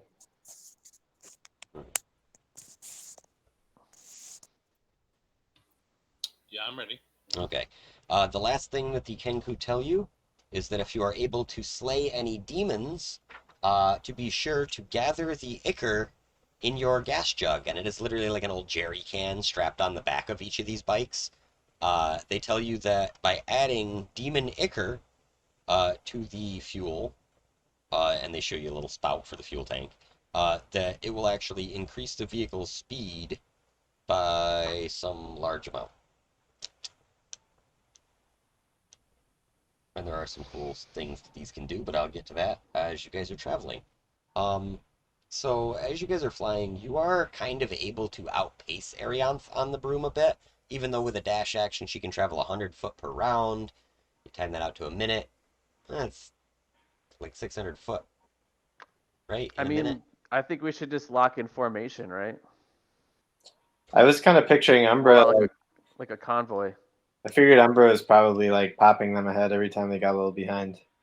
Yeah, that Oh, was my that's thought. cool. Isn't she's Okay. opening up portals, isn't she? Yeah, she can definitely open a portal for you guys to keep you up with the bikes. Um, Nice. So you just keep leapfrogging us. Yep. So it's like bloop, and then you're out ahead of the bikes. And you guys, this is a really strange experience for it because as you're driving, you're looking up and you're just seeing yourself passing Arianth and Umbra repeatedly. Like they Mm-hmm. come into view in the fog, in the smog ahead of you, and then you zip by them, and then it's blip, and there they are again a couple minutes later. So this is continuing to happen. Um, Oh, and Zach, I wanted to ask, does vehicle proficiency help us out at all here, or yeah, somehow I'm sure. somehow? Okay. Um, yeah, Oh hell yes! I I got that officially too. I cracked forgot. this book for the first time like yesterday. I was like, oh shit, they made it to Avernus before I touched the book. Let's see. Um, so yes, you are on the Devil's Ride. Look at stats. So the first thing is that you guys come to a canyon. Uh, the canyon's about 50 feet or so. Uh, and riding with you at the moment, we'll say, are these two Kenku creatures. They've been tasked with accompanying you on this journey to provide as much info as possible about Avernus. However, anytime that you've asked them a question, they've sort of responded by repeating something they heard somebody else say earlier that day and going squawk right afterwards. So as they're riding with you and you see this canyon, you see them look at each other, give each other the bro nod and a feathered thumbs up, and then they gun it. And they, about 50 feet before this canyon, just hit the throttle and they push a single button on the right hand side and they hit a major boost using their demon ichor that they had in their tanks and they jump this canyon no problem. You guys are now rapidly approaching this same canyon, although at a slightly lower speed than they were. So what would you like to do? uh, we're gapping this canyon, right? Can Umbra open up portals for Oh everybody to yeah, get them right. across? Let's time it so like there's a portal halfway through the canyon, and we just like gun it and just hit that portal, and it carries us all the way across, right? All right, so as you discuss this with Umbra, she agrees that she's pretty sure she can do that, no problem. Let's give her a little performance check. She's up a +7 for this.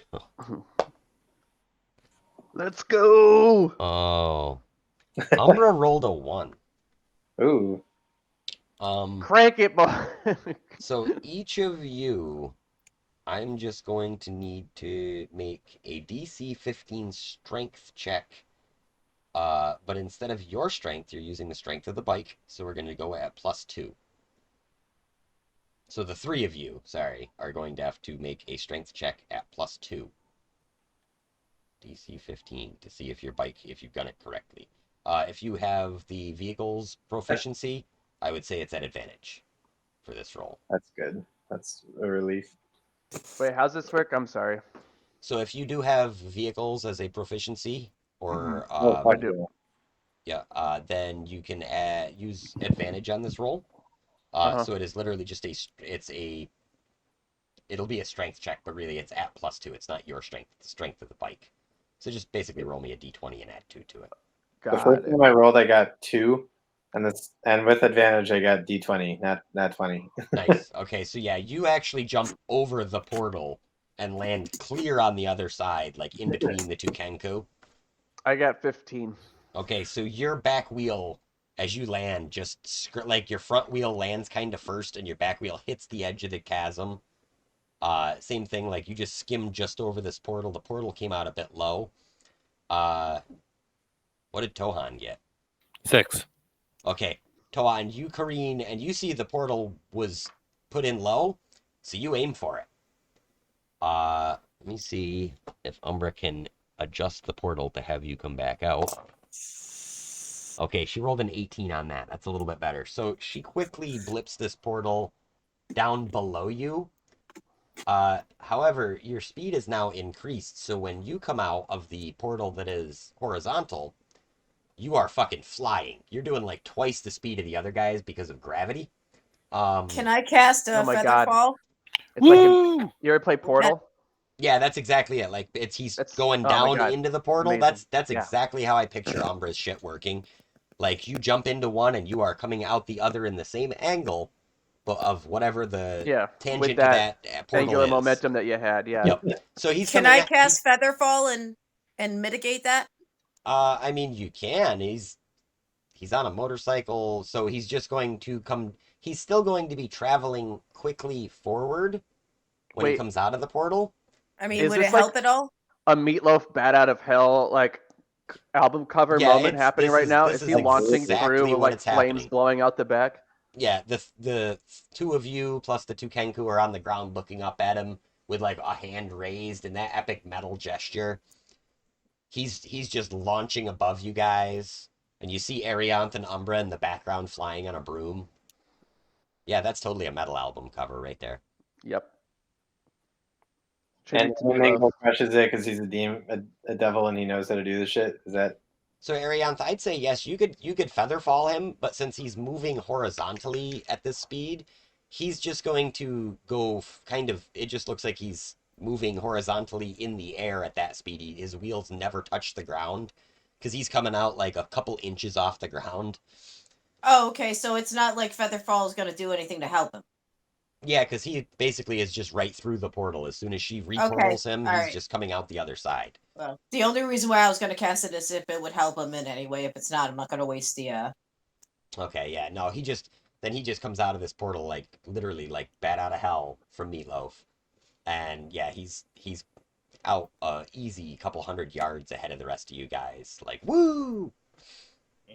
Amazing.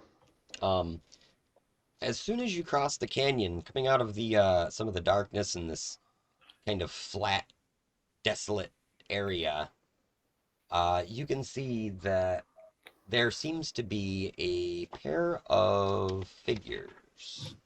The first is kind of this large, round, bulbous thing, waving about a large green scepter, and he has a strange third arm growing out of his back.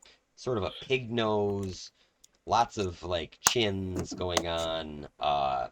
Somewhere's in between Jabba the Hutt and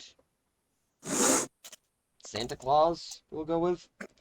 What's the Okay. Eye of Argo saying about this guy? So the Eye of Argos, when Maggie looks at him, comes up as Amnesu on his.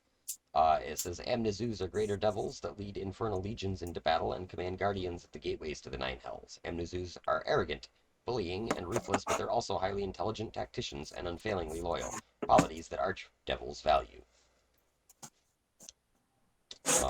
It says see River Styx Appendix 2 in the Eye of Argos.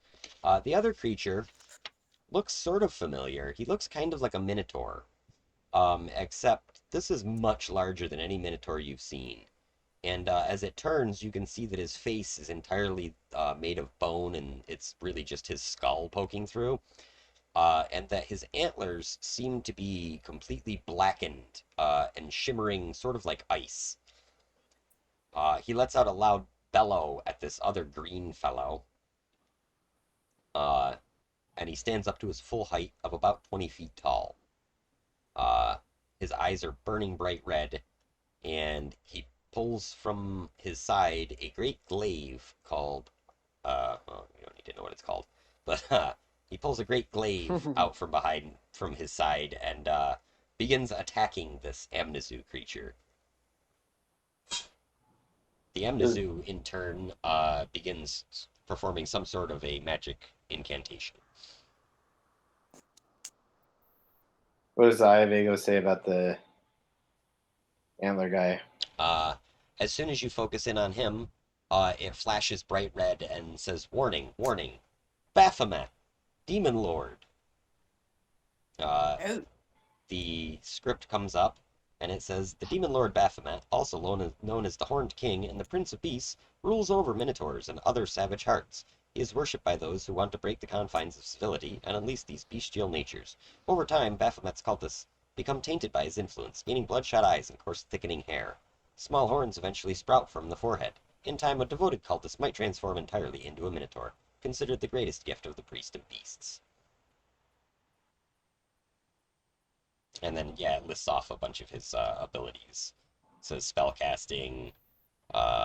You've seen a lot of the stuff before. He has pretty much everything that a Minotaur does, with the exception of his weapon, which has a separate little blinking thing over it, and it says Heart Cleaver. And it tells you that uh, as a legendary action, he can make a Heart Cleaver attack. So basically, it means that he gets to attack on your turn. oh, lovely. Which one do we want to help? How close are we to them? We'll say you guys are traveling right now. You're maybe like 400 yards from them, but you're traveling at a pretty quick pace on these bikes, so you'll be there within like the amount of time that it takes for you guys to do something. Do we even want to get ourselves involved in this?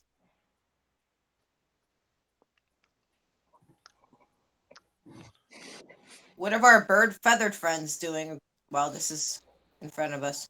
They seem to be kind of chirping back and forth to each other for a moment, and they both give each other the bro nod yet again, and then they go in. The one pulls his spear out from its sheath on the side of his demon rider, and they go in and prepare to attack this horned Lord Baphomet.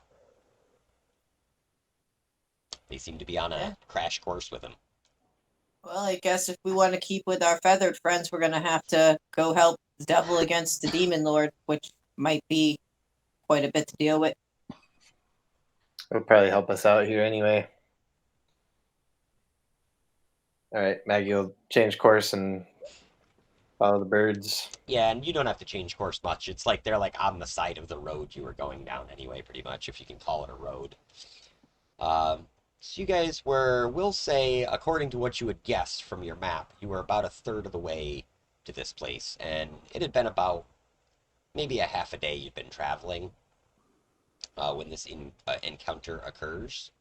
Let's see.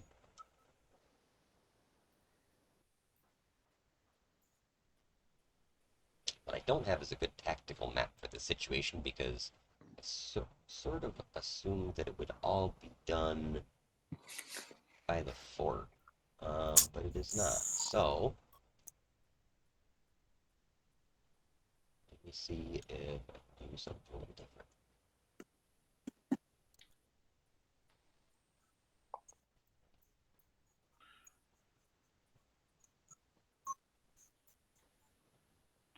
Maggie asks Reggie real quick, would you expect the same reaction to celestial beings here as we got up in Sigil?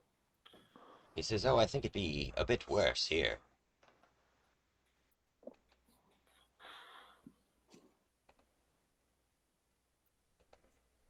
trying to import some stuff.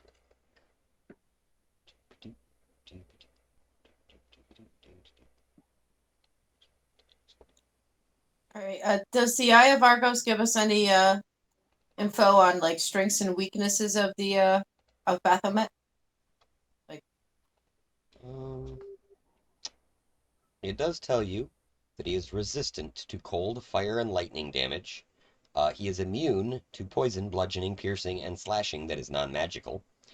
And he is also immune to being charmed, exhausted, frightened, or poisoned. It also says that he is a telepath, so using your telepathy may not be the best idea. We're asking Reggie, and Baphomet responds, So we'll say, yeah, you guys were traveling maybe like down this road here, and let's just throw a grid on here really quick. Sorry for the nonchalantness of this map, but sometimes you get what you get.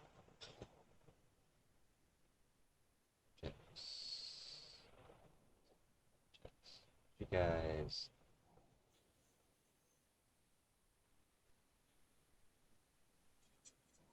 Let me just run those guys in from the other game.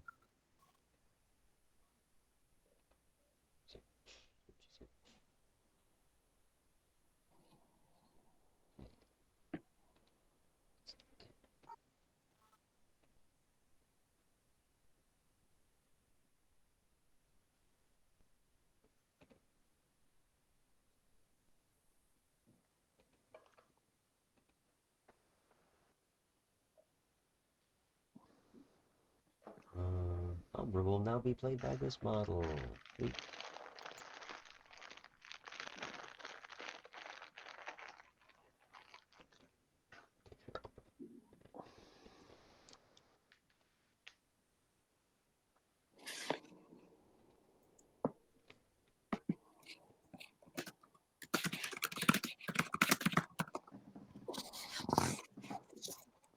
Heard you guys for a second. Looks.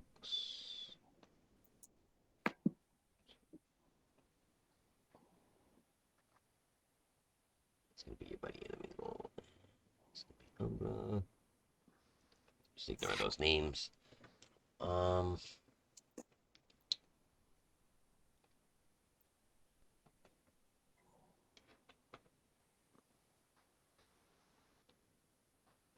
Look.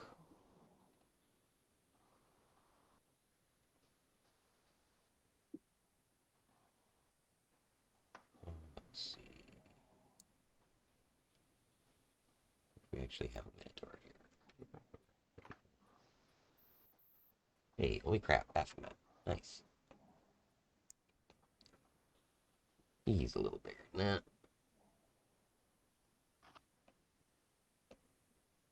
That's 20-ish.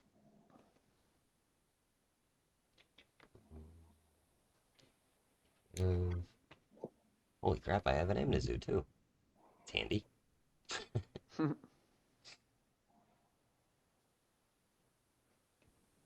Amnesu is still quite a large fella, but not quite as big as Baphomet, being that the Amnesu is a slightly lesser demon of sorts.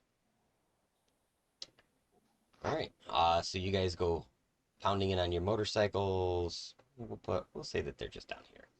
So clearly the rock outcroppings are sort of rough terrain to climb upon. We'll say you guys are coming from this direction. So you guys have a full surprise round before these guys can get their spells off or their attacks or anything. So we'll say you're right where you are, essentially. And how far away at this point are we?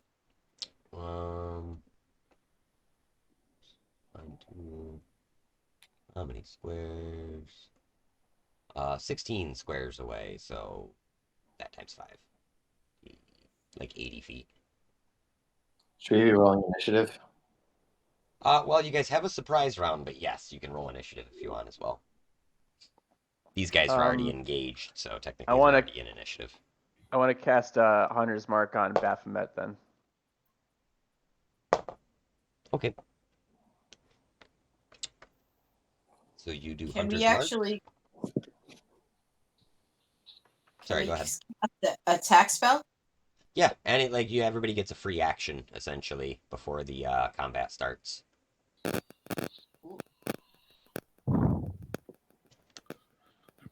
I want to rage and try to crash my motorcycle into Baphomet at full speed. Yeah, that's what I'm talking about. Right before it hits, I want to try to jump off and hit him with my axe too. Yeah, like straight 1985 action movie style. Yeah, as soon as I notice that that's the plan, I'm on board too. Nice. Get my finger back on page here, 216. Okay. If we're gonna do this thing, let's do this. All right, so you guys are gunning it. Both of you go about to crash into Baphomet as he is getting. I want to try the same thing too. Try to Okay. jump off and All right, so I'll have you guys all declare what you're doing. So Maggie, what would you like to be doing? Can you come back to me in 1 second? Sure. So the Kenku are actually essentially doing the same thing as you guys. You guys fall in right behind these, so there's 4 of you riding in a tight formation, just gunning it towards this guy. Arianth, what have you got planned for this? Can I actually have a counter spell readied for when, if and when the Baphomet tries to cast a spell? Yes, absolutely. Okay, so that's what I'm gonna do with my free action, and I'm gonna do that on a level 5. Level 5. All right. Arianth is not fucking around with Baphomet's magic right now.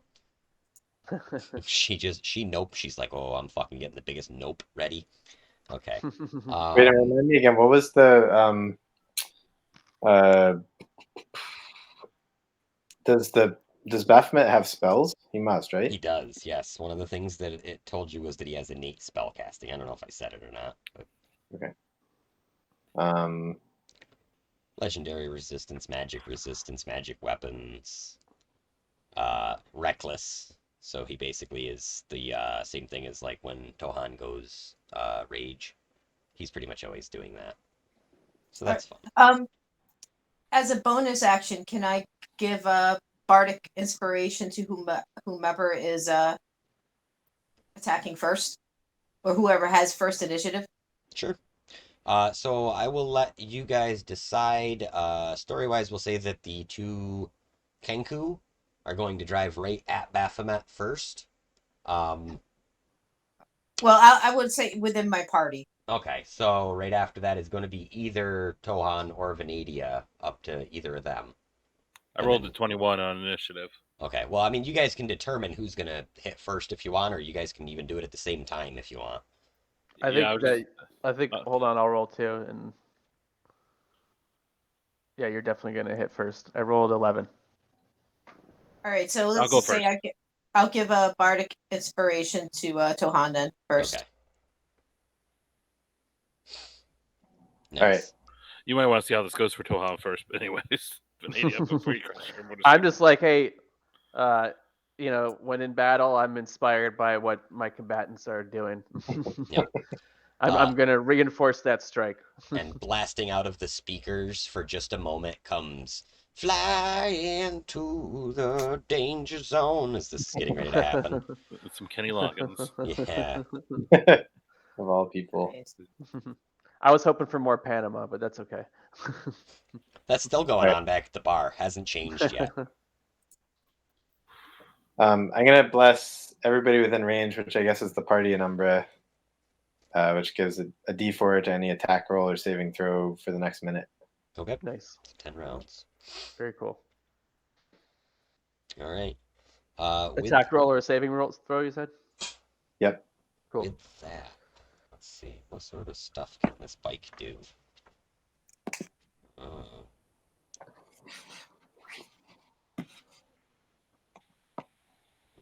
okay.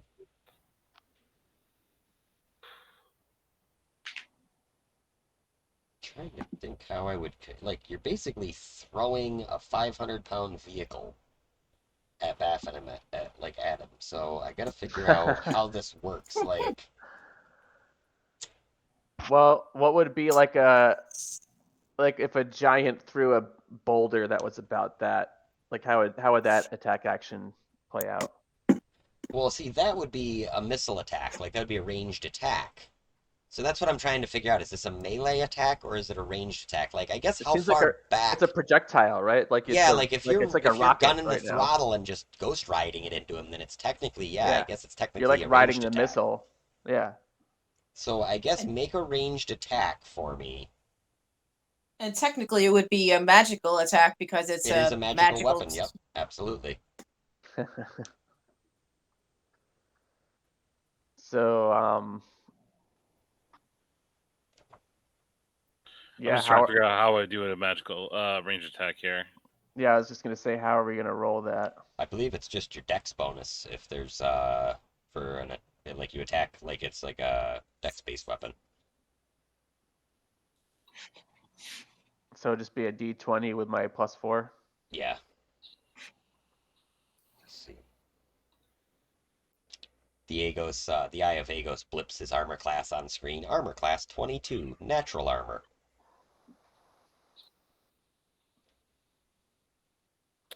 All right, so with Bless and the Bark Inspiration, that brings me up to 16.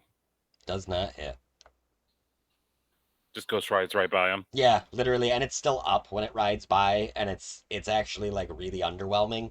It's like it literally just like starts to slow down and just coasts, and he sort of looks at it like he's about to hit this fucking devil, and he's got his hellbeard up, and he's like, huh? Venadia, Well, wait how'd you do? Oh, You s- I didn't roll yet. Sorry. Tohan, you also have a bardic inspiration, a Yeah, I D6 rolled. and a I D4. rolled. I rolled it. Yeah, I rolled both of those. And then added Gotcha. I rolled Wait, an 8 so- plus 3 for my dex, and then another 5 Ouch. between So- my Bless and Bardic Inspiration. So it's enough. 13 plus my dex is 17, and then what do I roll? A D4 and what else? Well, just a D4. Oh. So that's an 18. It still does not hit. Damn. So Wait, yours. what's Bardic Inspiration? It's something I can give once a turn as a bonus action. Oh, I see. You gave it. I see. You guys. Yeah, she gave that to okay. Tohan. Right. So yeah, this one, your bike rides closer to him, but this time he actually takes one of his legendary actions, and he swings his heart cleaver at the bike. Let's see. Got a nat 20. Hits the bike. Let's see. The bike. Ooh, wow. Bike only has 30 hit points. That's scary. Whoa! I'm glad I didn't like run Yeah, into like get an hit. insect or something. Let's see, where's his damage on here? From all the giant mosquitoes you've probably hit on the way, riding through hell. Yeah, you burnt through those hit points It's pretty quick. 2d10 plus 10.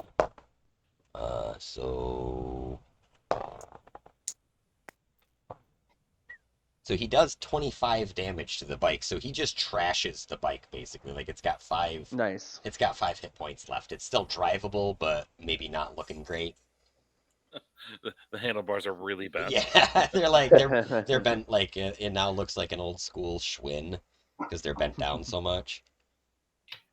If I used the spell mend, would that be enough or no? Yeah, probably to fix something like that.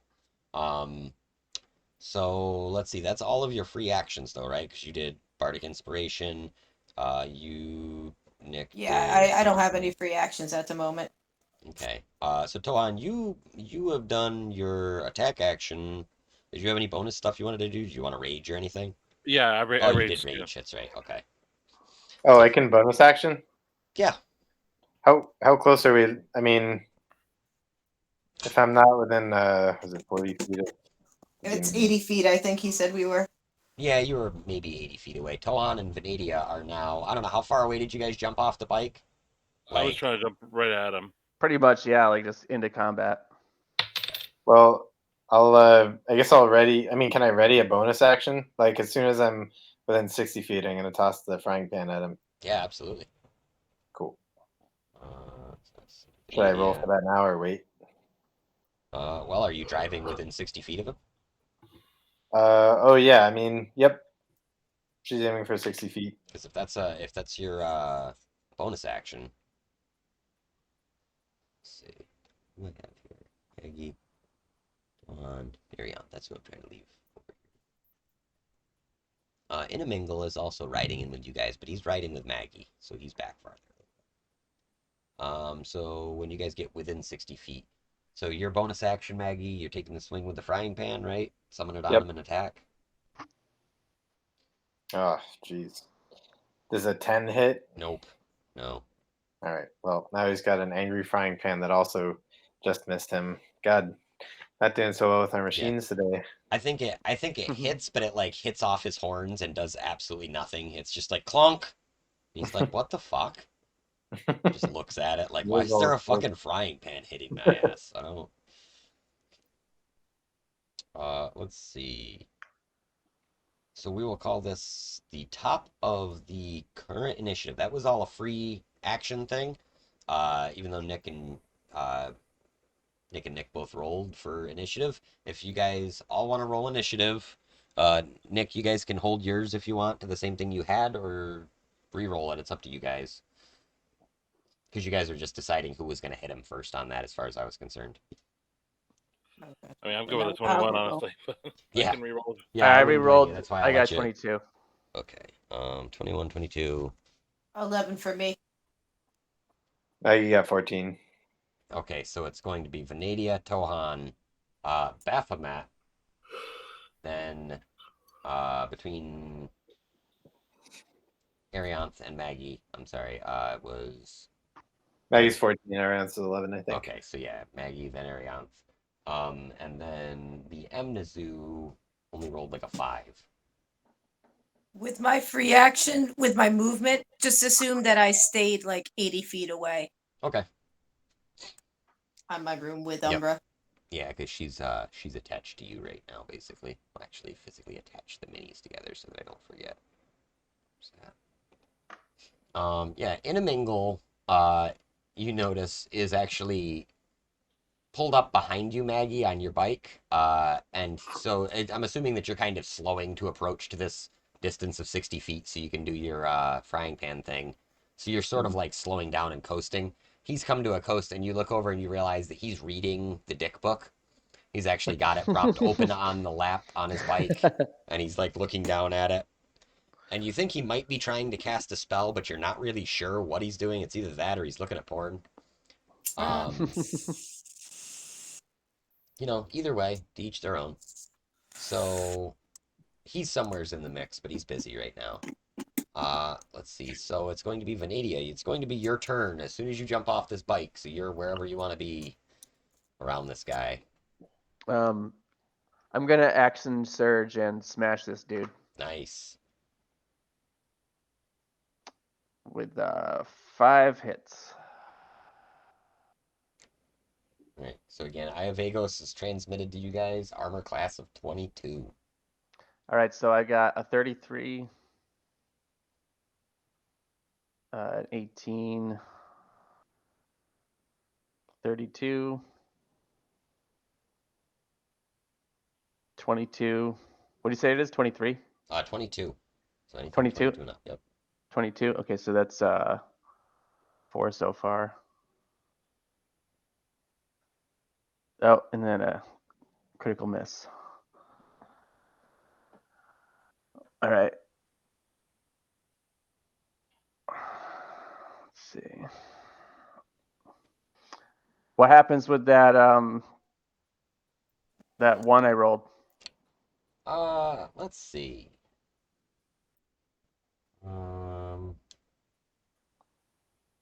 Well, let's roll your damage first while I'm figuring that out. I gotta figure out what he can do about that. Okay. what was it again? We got 1, 2, Should have been at least 4, right? 4 out of 5. 3 hits. I got it. Mhm. Yep.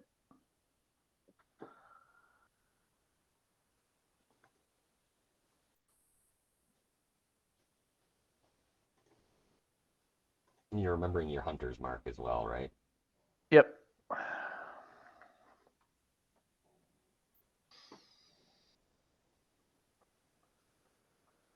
Looks like 40. Okay. Right, 27. With your misses there 40. too. Or Don't forget your no. blessed. What's that now?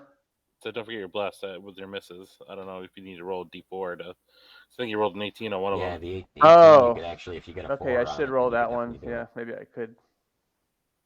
Might as well. Nope, got a 2. Okay. Um, So yeah, you come in, and I'm assuming like what's this look like? It's got to be like a tornado of blades just flying at this yeah. guy. So like you jump off the bike and you're just already in like a whirlwind motion. Oh yeah. Like you just look like a moving blender. But, it's 50 damage. Sorry, 50 altogether. Okay, that makes things bad easy. math. Yep. Okay, so the Eye of Vagos begins blinking. He is still not bloodied looking. But yeah, the bar is still green, but it's got a little gap on the end of it now where it's black. And he's got a new best friend. He is going to take another legendary, or he's going to take a legendary action on the end of your turn. He makes a single melee attack with his Heart Cleaver. This large glaive that he's using. So that is, let's see, that's only plus 17 to hit, so that'll probably be fine, right? Don't worry, Vanadia's got a +4 against that. So Well, that was a 4, so shit. that's 21 to hit. Yeah, that hits. Okay, and a d10.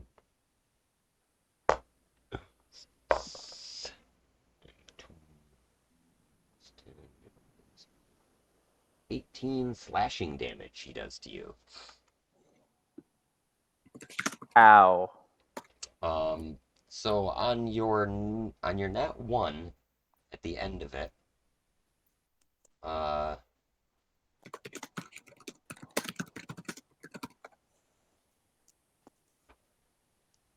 going to say that the bike that had previously he had smashed now blows up. And being as it is only about 10 feet away or so, it deals damage to, we'll say, you and both the demon and the devil. How much damage would an exploding bike do? An amount. Let's see.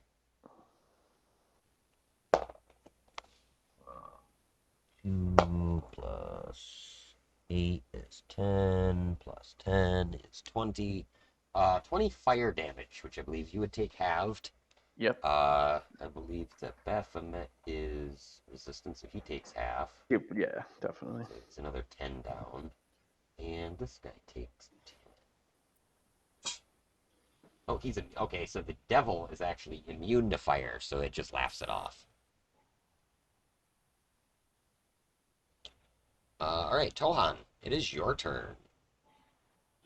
Yeah, I'm gonna attack a recklessly great weapon master. Nice.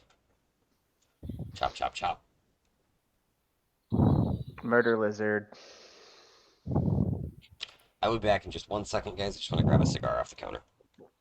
Cool.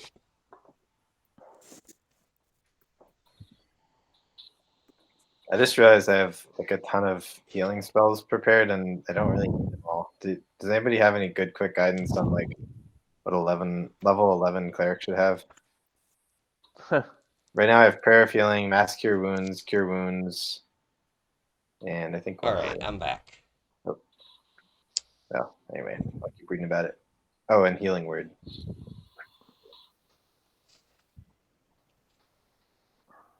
I don't know I if you do can get left. Sorry. 29 damage, one of which is necrotic. One hit.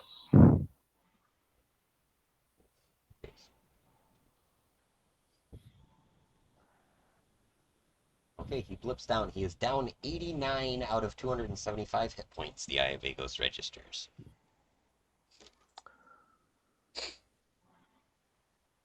We gotta keep up the pressure. He lets out a vile roar, and taking his legendary action. Oh wait, I'm sorry, it's not the end of your turn. That was just your first attack, right? No, I did both. I did both Oh, that was attacks. both. Okay.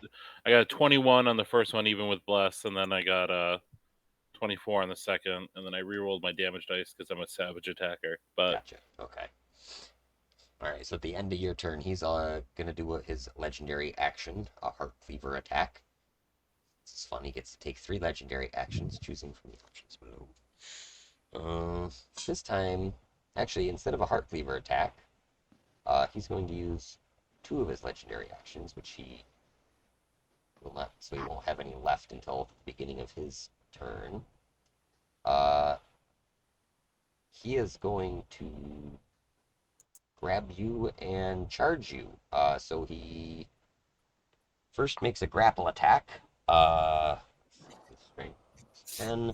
So make me a strength, just strength roll, like your d20 plus your strength modifier for a contested strength. I think I get advantage on this because I'm raging. You do. He actually only got a 15.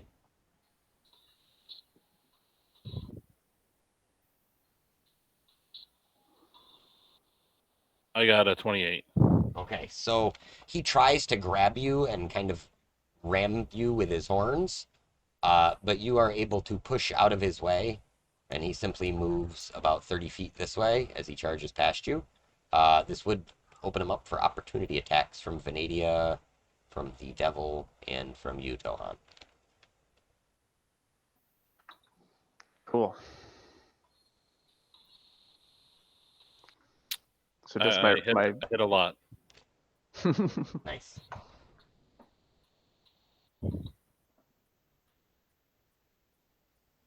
Uh, 14 damage. So just my regular Oh, wait. 3 swings. Uh, yeah, whatever. I think it's just a single melee attack or whatever it is. I think if you have offhand weapon or whatever, you can do 2. But I'm not sure how that works because the one is a bonus action, so you can only use 1. It's a reaction. Oh right, yeah, okay. So I don't get my extra attack. Yeah, you don't get the extra one, I don't think. I think you Right, so I just get just the 1 in the offhand. Got Yeah. it. I actually did 18 damage, 4 of which is necrotic. Okay. I got 1 nat 20 Nice. and 28. Nice. Okay, so nat 20 always hits. Yep. 28. Alright, so both are hits. So the first one, it should have automatically did it, right? Like, doesn't it automatically double the damage? Yeah, it did. It did. I was gonna say you should be able to hover over it.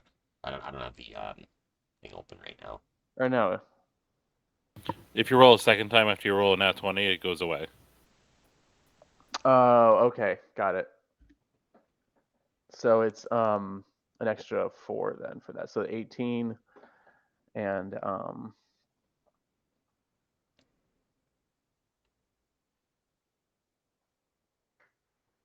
then 15, and then I got to do my hunter's mark, Okay.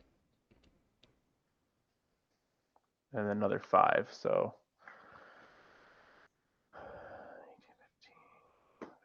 was that 38? Yeah, it's like just shy of 40.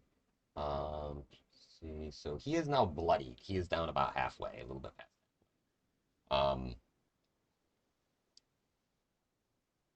Tohan, did you make your you wanna make your opportunity attack? Oh, Tohan did, right? Or Oh, no? did you? Oh yeah, you did. That's right. Sorry. Oh, yeah. Sorry, I had my mic off for a second. Yeah, I did 18 total, for 4 of which was necrotic. Okay. And as Baphomet passes by this Amnizu devil, he attacks him with his whip.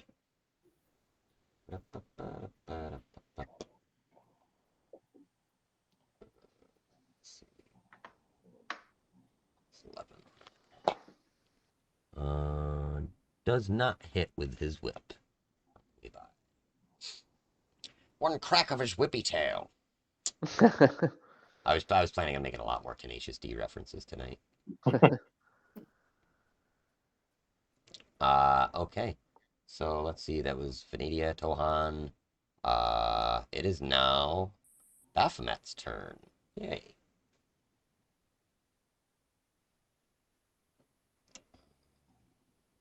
Is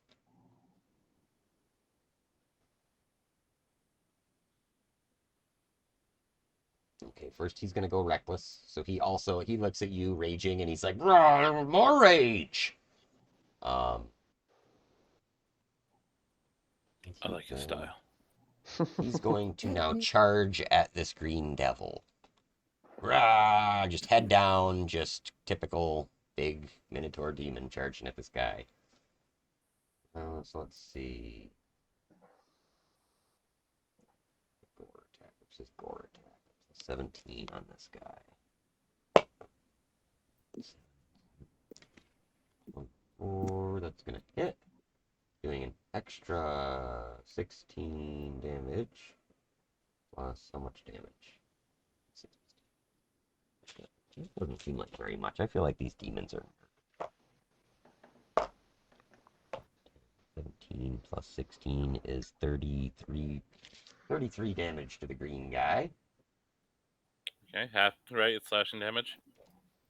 For non-magical attacks that aren't silvered. So we're going to say that Baphomet slamming his horns into the guy counts as a magic weapon. Yeah, it says his weapon attacks are magical. Oh, never mind. I'm sorry. Some demon on devil violence. It's no good. Yeah, so that is, I think, his whole turn. However, his frightful presence activates. I probably did that wrong too, but oh well. So each creature within 120 feet of him and aware of him must now succeed on a DC 18 Wisdom saving throw or become frightened for 1 minute. Within how far? Within 120 feet of him. So that is going to be everybody, I think, except for maybe Arianth. No, I'm within 80. Are you? I Okay. stopped at 80. Okay. Alright, so wisdom saving throw. And we get a D4 on that, right? Yeah. All right, I got a 3, so let me roll my D4. I got 6 total, which I'm pretty sure is good. I got 19. I got a nat 20, No. so 22. I got an 18. Okay, so Tohan, I think that what happens here is that you have this memory come rushing back of your father just dissolving away into sand as you have this flashback about the episode that happened in the Anarok Desert where you discovered that your parents had been turned into minotaurs by servants of this demon Baphomet.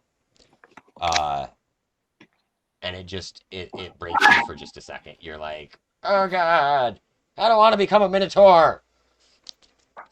But I don't want to be a pirate.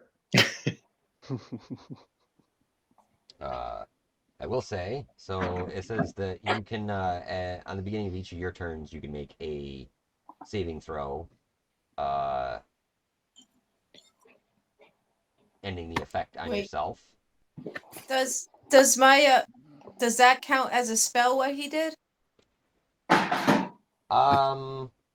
It is an effect. It is called Frightful Presence. Oh, okay, so that's not a spell. Yeah. Wait, sorry. What was the DC again? DC was 18. Okay.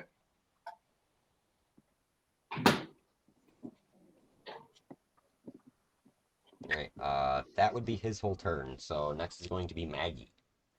Nice. All right, she's gonna take the old slap at the frying pan. Here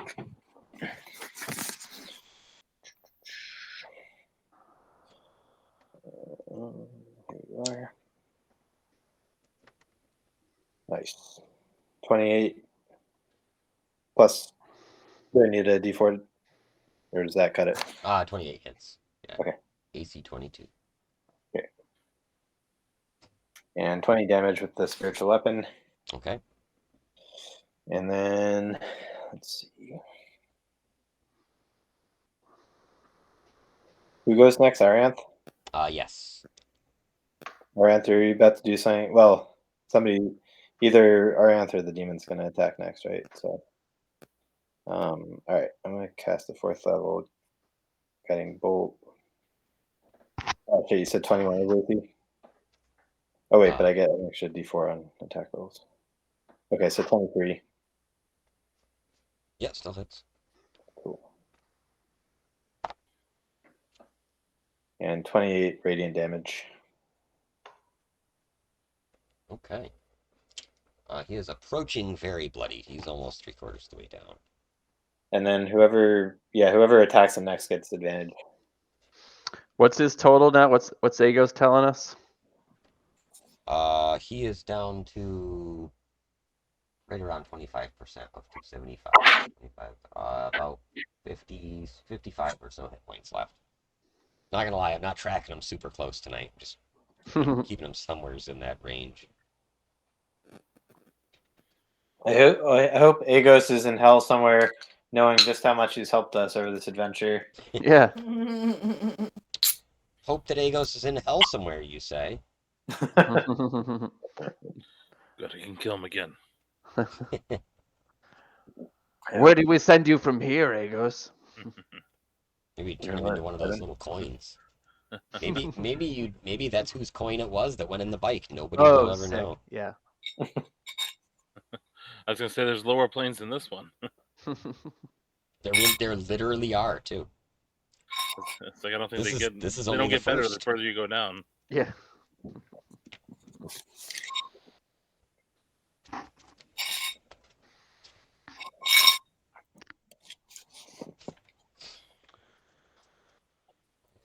Find stat block. Okay. So Maggie, is that the end of your turn? Yep. Okay, Arianth, your turn. Alrighty. Unfortunately, I don't really have any attack spells that are worth using that take advantage of a Oh, that's okay. advantage. I figured you or the devil could benefit from it. No doubt. Well, I'm gonna just so that he can't keep using, well, at least attempt to try to stop him from using his legendary attacks. I'm gonna cast Tasha's Hideous Laughter. Okay. So that's a Wisdom saving throw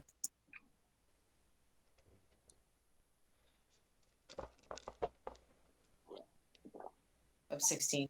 Sorry. He is rolling at plus 14 on his wisdom saving Oh, throw. shit. Oh shit. Let's see, that was an 8. That's gonna be a 20 something. Right, so he All just right. he lets out a little chuckle,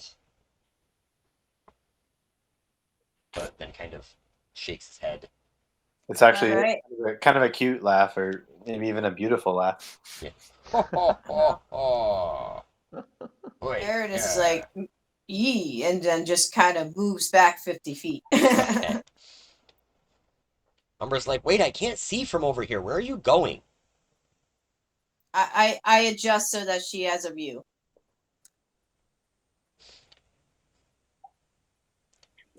All right. Let's see. It is going to be the devil's turn next. The devil finishes whatever spell he had started a moment ago. And suddenly 8 devils appear around him, smaller, more minor devils. Bearded devils and barbed devils. These are like the traditional, like, you ever see the tattoo art of Coop? They look sort of like that. They just show up. They're like these little adorable devils. But they're all surrounding the larger Baphomet now, and they begin laying into him, stabbing about his ankles, doing minor damage to him. Nothing crazy, but you can see the health bar starting to drop a little bit more efficiently now.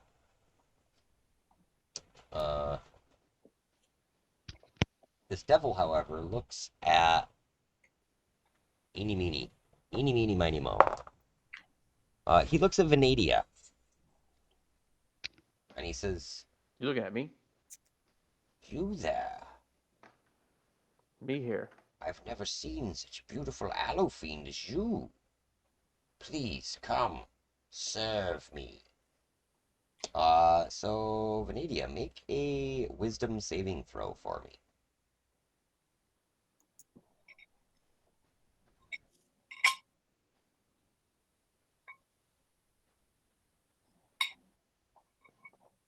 Uh, 23.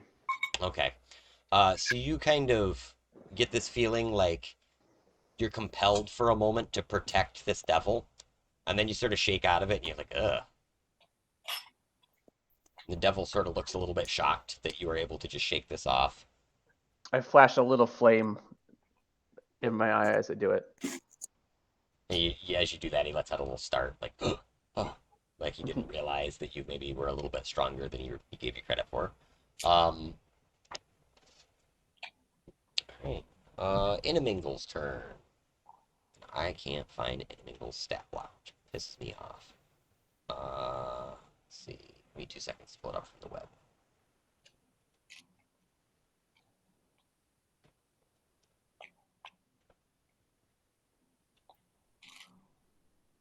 Oh, because it's going to be in 2nd edition anyways. Shit.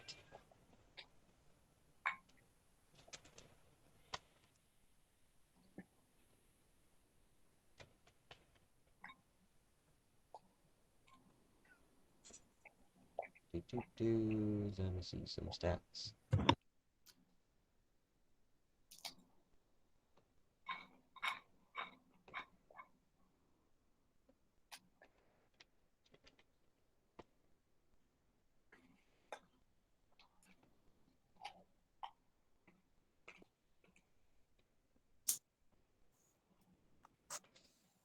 We'll say he casts some sort of blasty zappy spell at him. Because I can't find his stats. We're just going to wing it. We're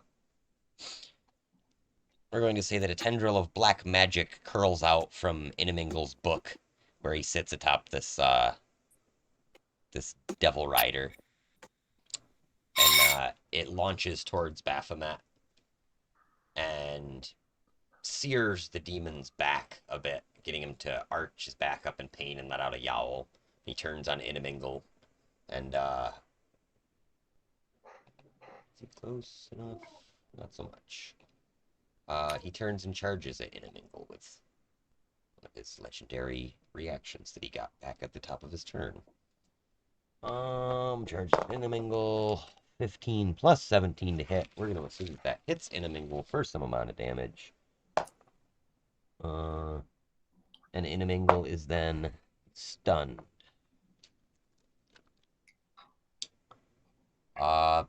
That brings us, I believe, back to the top of the round, as Umbra is too enraptured by the battle to actually do anything. She's just watching with a big grin on her face. This is neat. So Vanadia comes back to you. Baphomet is looking very bloodied at this point. He's down, like I say, he's got 50 hit points left, maybe. All right, well, let's see what more we can do. Oh, and I'm sorry, the Kenku that had earlier attacked him have begun to circle around him as well. I forgot that they even were involved in this. Damn it. I am a terrible DM. I rolled another critical miss. Ooh. All right, but I got 1 hit, so let's do the damage.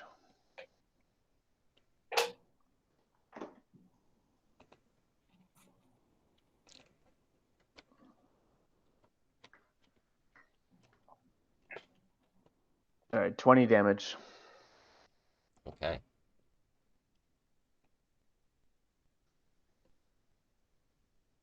What did I do this time? Let's see.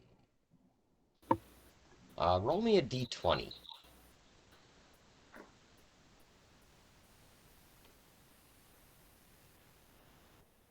11.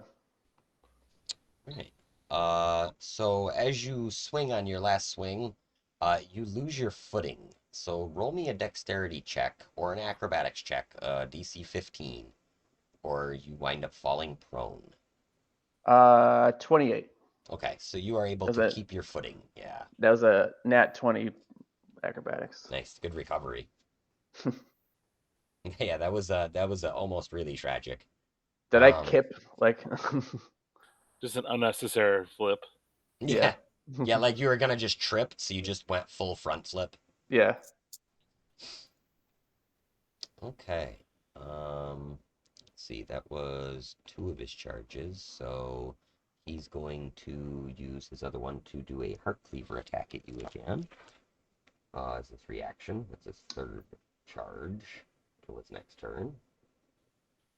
Plus 17 is a 22.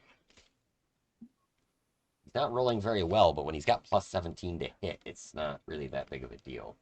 I'm assuming that 22 hits, right? Yep. 10, 2d10 plus 10. 12, so 22 damage. Magical Okay. slashing damage. Slashing damage. Okay.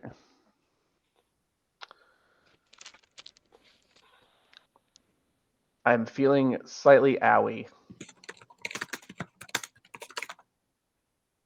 What do you mean?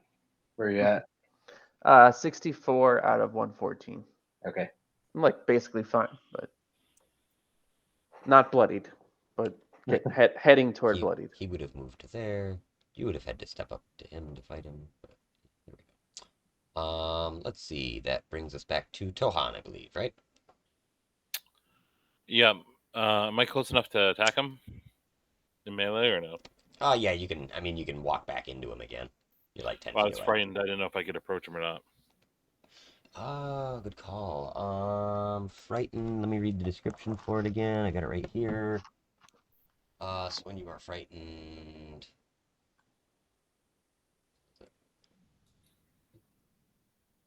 Really is frightened, not a condition on the DM screen. Oh, there it is. Frightened creature has disadvantage on ability checks and attack rolls while the source of its fear is within line of sight. Creature can't willingly move closer towards the source of its fear. You're correct. That's right. You can, however, make a wisdom saving throw at the beginning of your turn. Okay. It's a +0. That's a 5, but I get D4. 6. Nice. That does not help. Okay. I'm just gonna use my breath weapon, which I never used, and just try to spurt some acid at him without hitting anyone else. Okay. Nice. Yeah, I mean, you've got clearance. You could get it past Vanady, where Vanady is. She could have moved up here a little bit more. I hear him like kind of like getting his belch ready, and I'm like, oh shit, I know it's coming. Yeah. It's like you're just pulling in like air for like a big burp. Yep. So it's DC 14 dex save. Ooh. You found a weakness. He only has a +2 to his dex. And he rolled a 4. He takes 18 acid damage. Ouch. Nice. Let's see. Getting there. You had done 20 something to him, correct? 22? Was it 22? 18. We will say that in conjunction with the No, 20. It was 20 damage. with the pokey little spears of all these other devils around him, he trips, falls, and those devils are just on him. Like the half dozen to dozen devils that have appeared. So as they begin stabbing and wailing away at him, he's flailing at first, but as his body falls, he actually just dissolves away into mists. And the Amnesu immediately calls over the barbed and bearded devils and kind of backs away from the others that are standing there. He surrounds himself with these underlings. He says, "What do you want? What have you come for?" Maggie says the sword of what's her name? We're on a quest from the old hag. Yeah. Maggie. You perform a quest for the archdevil? He looks kind of unsure, but he sees Inamingle with you, and he says, "Are they in your charge?" And Inamingle looks and kind of just looks at you guys for a second, looking for like what kind of lead you want him to go with here. Maggie kind of gives him like a sure whatever shrug. He just subtly nods to you and he goes, yes, they're under my charge. I've been tasked with using these slaves to go find the sword of Zariel by Maggie, he says. She says, oh, it figures the old hag would have something to do with the strange likes of you. Get out of my way. And he just begins marching past you guys. I just yell, "You're welcome." The Kenku finally circle around, and they both pull up in front of him and kind of cut him off. And they begin having a hurried discussion. Toan, you would probably glean a few words of Infernal from this. Mostly it seems to be that they're having a conversation saying that the Kenku are basically threatening him, telling him that he had better help and give them some information. Unless he wants the Knucklebones coming after him when he goes through their territory. They argue for a bit, but it seems like eventually the Amnizu acquiesces and tells the Kenku that Zariel's sword was spotted by Archon, but they know not where. So they confirm that Archon knows something about the sword to you. Do we know, and we know where to find Archon, right? Yep, that's where you guys were headed. But they do confirm the suspicions that you had, that was where the Archon at least knows something about the sword if he is not in possession of it. Yeah, Tohan to ask. Oh wait, no, the demon speaks common, or the devil speaks common. Maggie asks the devil whether he knows of any dangers between here and Archon. Yeah, all the dangers. What about the Horn Is of there- Orcus? Do you know where that is? What are you looking for? The Wand of Orcus. Dear me. What sort of things have you gotten these odd, whatever they are, into? He's looking at Inamingle again. He goes, oh, just, typical things. Slave stuff. Just got to do things with them because they're my slaves and I'm in charge of them.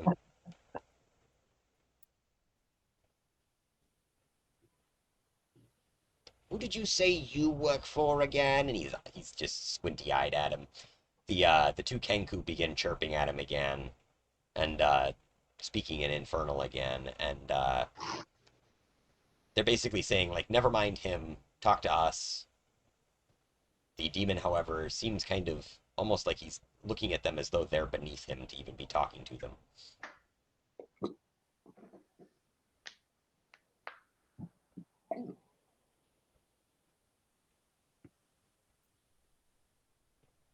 I try to surreptitiously motion to Ingwell to have us move and be on our way. That's right. Yes, better be going. Wouldn't want to keep Zariel waiting for her sword that we're going to get and give back to her, I'm sure. I'm gonna grab that glaive too that the Minotaur had. Nice. Okay. So the Heart Cleaver is let's see. It is +7 to hit. Holy shit. Reach of 15 feet. Holy shit. On a hit, it does 2d10 +10 slashing damage. Holy shit. Oh. Very nice. And that's what? not including your damage bonuses. Yeah. Does it still have its interrupt effect? That was his Oh. particular thing that he could do with it. What kind of weapon is it? It is a glaive, so it's essentially like a poleaxe or a polearm. It's like a big staff with like this big ass long kind of curved blade on the end of it. It is, however, weapon. huge. Yeah, it's giant because it's designed for like a 20-foot tall person to use two-handed. So like Toan can definitely use it, but it is absurd. It's awesome. Doesn't really sound like the downside. Yeah, the only way to That's attack with it is amazing. to Naruto run and then swing it around your head, I think. That's I wonder if you can use it to like get across a gap or something like that. You know, Like vault across pole something. vault with a pole axe. Yeah. Seems likely. You guys are, however, now down one of the bikes, which is unfortunate. Yeah. So Maggie asks the Kenku if they can work with Ariane to get this thing repaired, reconstructed, I guess. I mean, how much do these things cost? The Kenku kind of looks. Blood and time. Can it be repaired from the parts plus the sorcerer's magic? Red caps can fix it. They fix everything. Rack. Cool. The Amnesu demon or devil, I'm sorry, has he's made like kind of a big show of being offended and everything, and he's scuttled off, no doubt, to go inform whichever master he is immediately serving of the events that have transpired here. Uh, he does tell you before he tells Inamingle, we'll say, before he leaves, that he's seen many of those uh, sort of manifestations of Baphomet recently, and it seems that he, among other demon lords that have been trying to invade, has been putting on like an extra effort lately. Like it seems like whereas he used to only attack every 10 or 15 years, now he's attacking at least once a year. He's ramped up his efforts. It seems like all of them have. Do we know if there's any kind of connection between him and Orcus? You know that they are both considered demon princes of the abyss. So Baphomet himself, which you're pretty sure that what you just faced wasn't necessarily actually Baphomet, but was more like a representation of him on a, like an astral projection, but it was projected to Avernus instead of the astral plane. Also a place in D&D. So as he was, that's why he wasn't necessarily at full strength. But yeah, it seems that the demon princes for years, according to Inamingle, he kind of tells you a little breakdown of this, that he tells you that long ago, before there was devils, there was always demons, he says. Demons lived in the abyss, and when Io created the universe, the first realms, the demons were angry because his light invaded their space. And so they began to attack everything, and they just spread from their spot in the abyss. And although they were eventually contained through several deities working together, none was more effective than when a creature from the celestial planes, including Mount Celestia and several other of the kind of good oriented planes of existence, a creature came down. Some say it was an angel, and made war on the demons. However, when he did so on the plane of Avernus and throughout the several other planes of existence, um, he was corrupted, and that this first angel was none other than Asmodeus himself. And so that's sort of where the original devils come from, because all these devils were the followers of Asmodeus that came down to fight demons. That's the origin of this blood war that's been going on for thousands of years. And Inamingle says, really, your type are kind of lucky, because if it wasn't for one side fighting the other, you guys would probably just be overrun. I mean, quite frankly, if the demons weren't busy fighting these devils, I don't think you would get very far. Perhaps that's why Asmodeus saw something in Zariel. Maybe she reminded him of himself. Mm.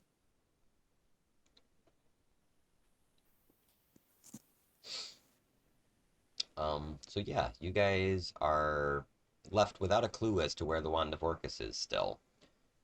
But he does confirm that it seems like your target, at least information about your target, is where you previously thought. I mentioned to Tohan that we might not want to advertise what we're looking for to just to anybody. Probably right. But but if we get our information quicker, we might not have to find the stupid fucking sword. Nadia, where are you at? And you want some healing?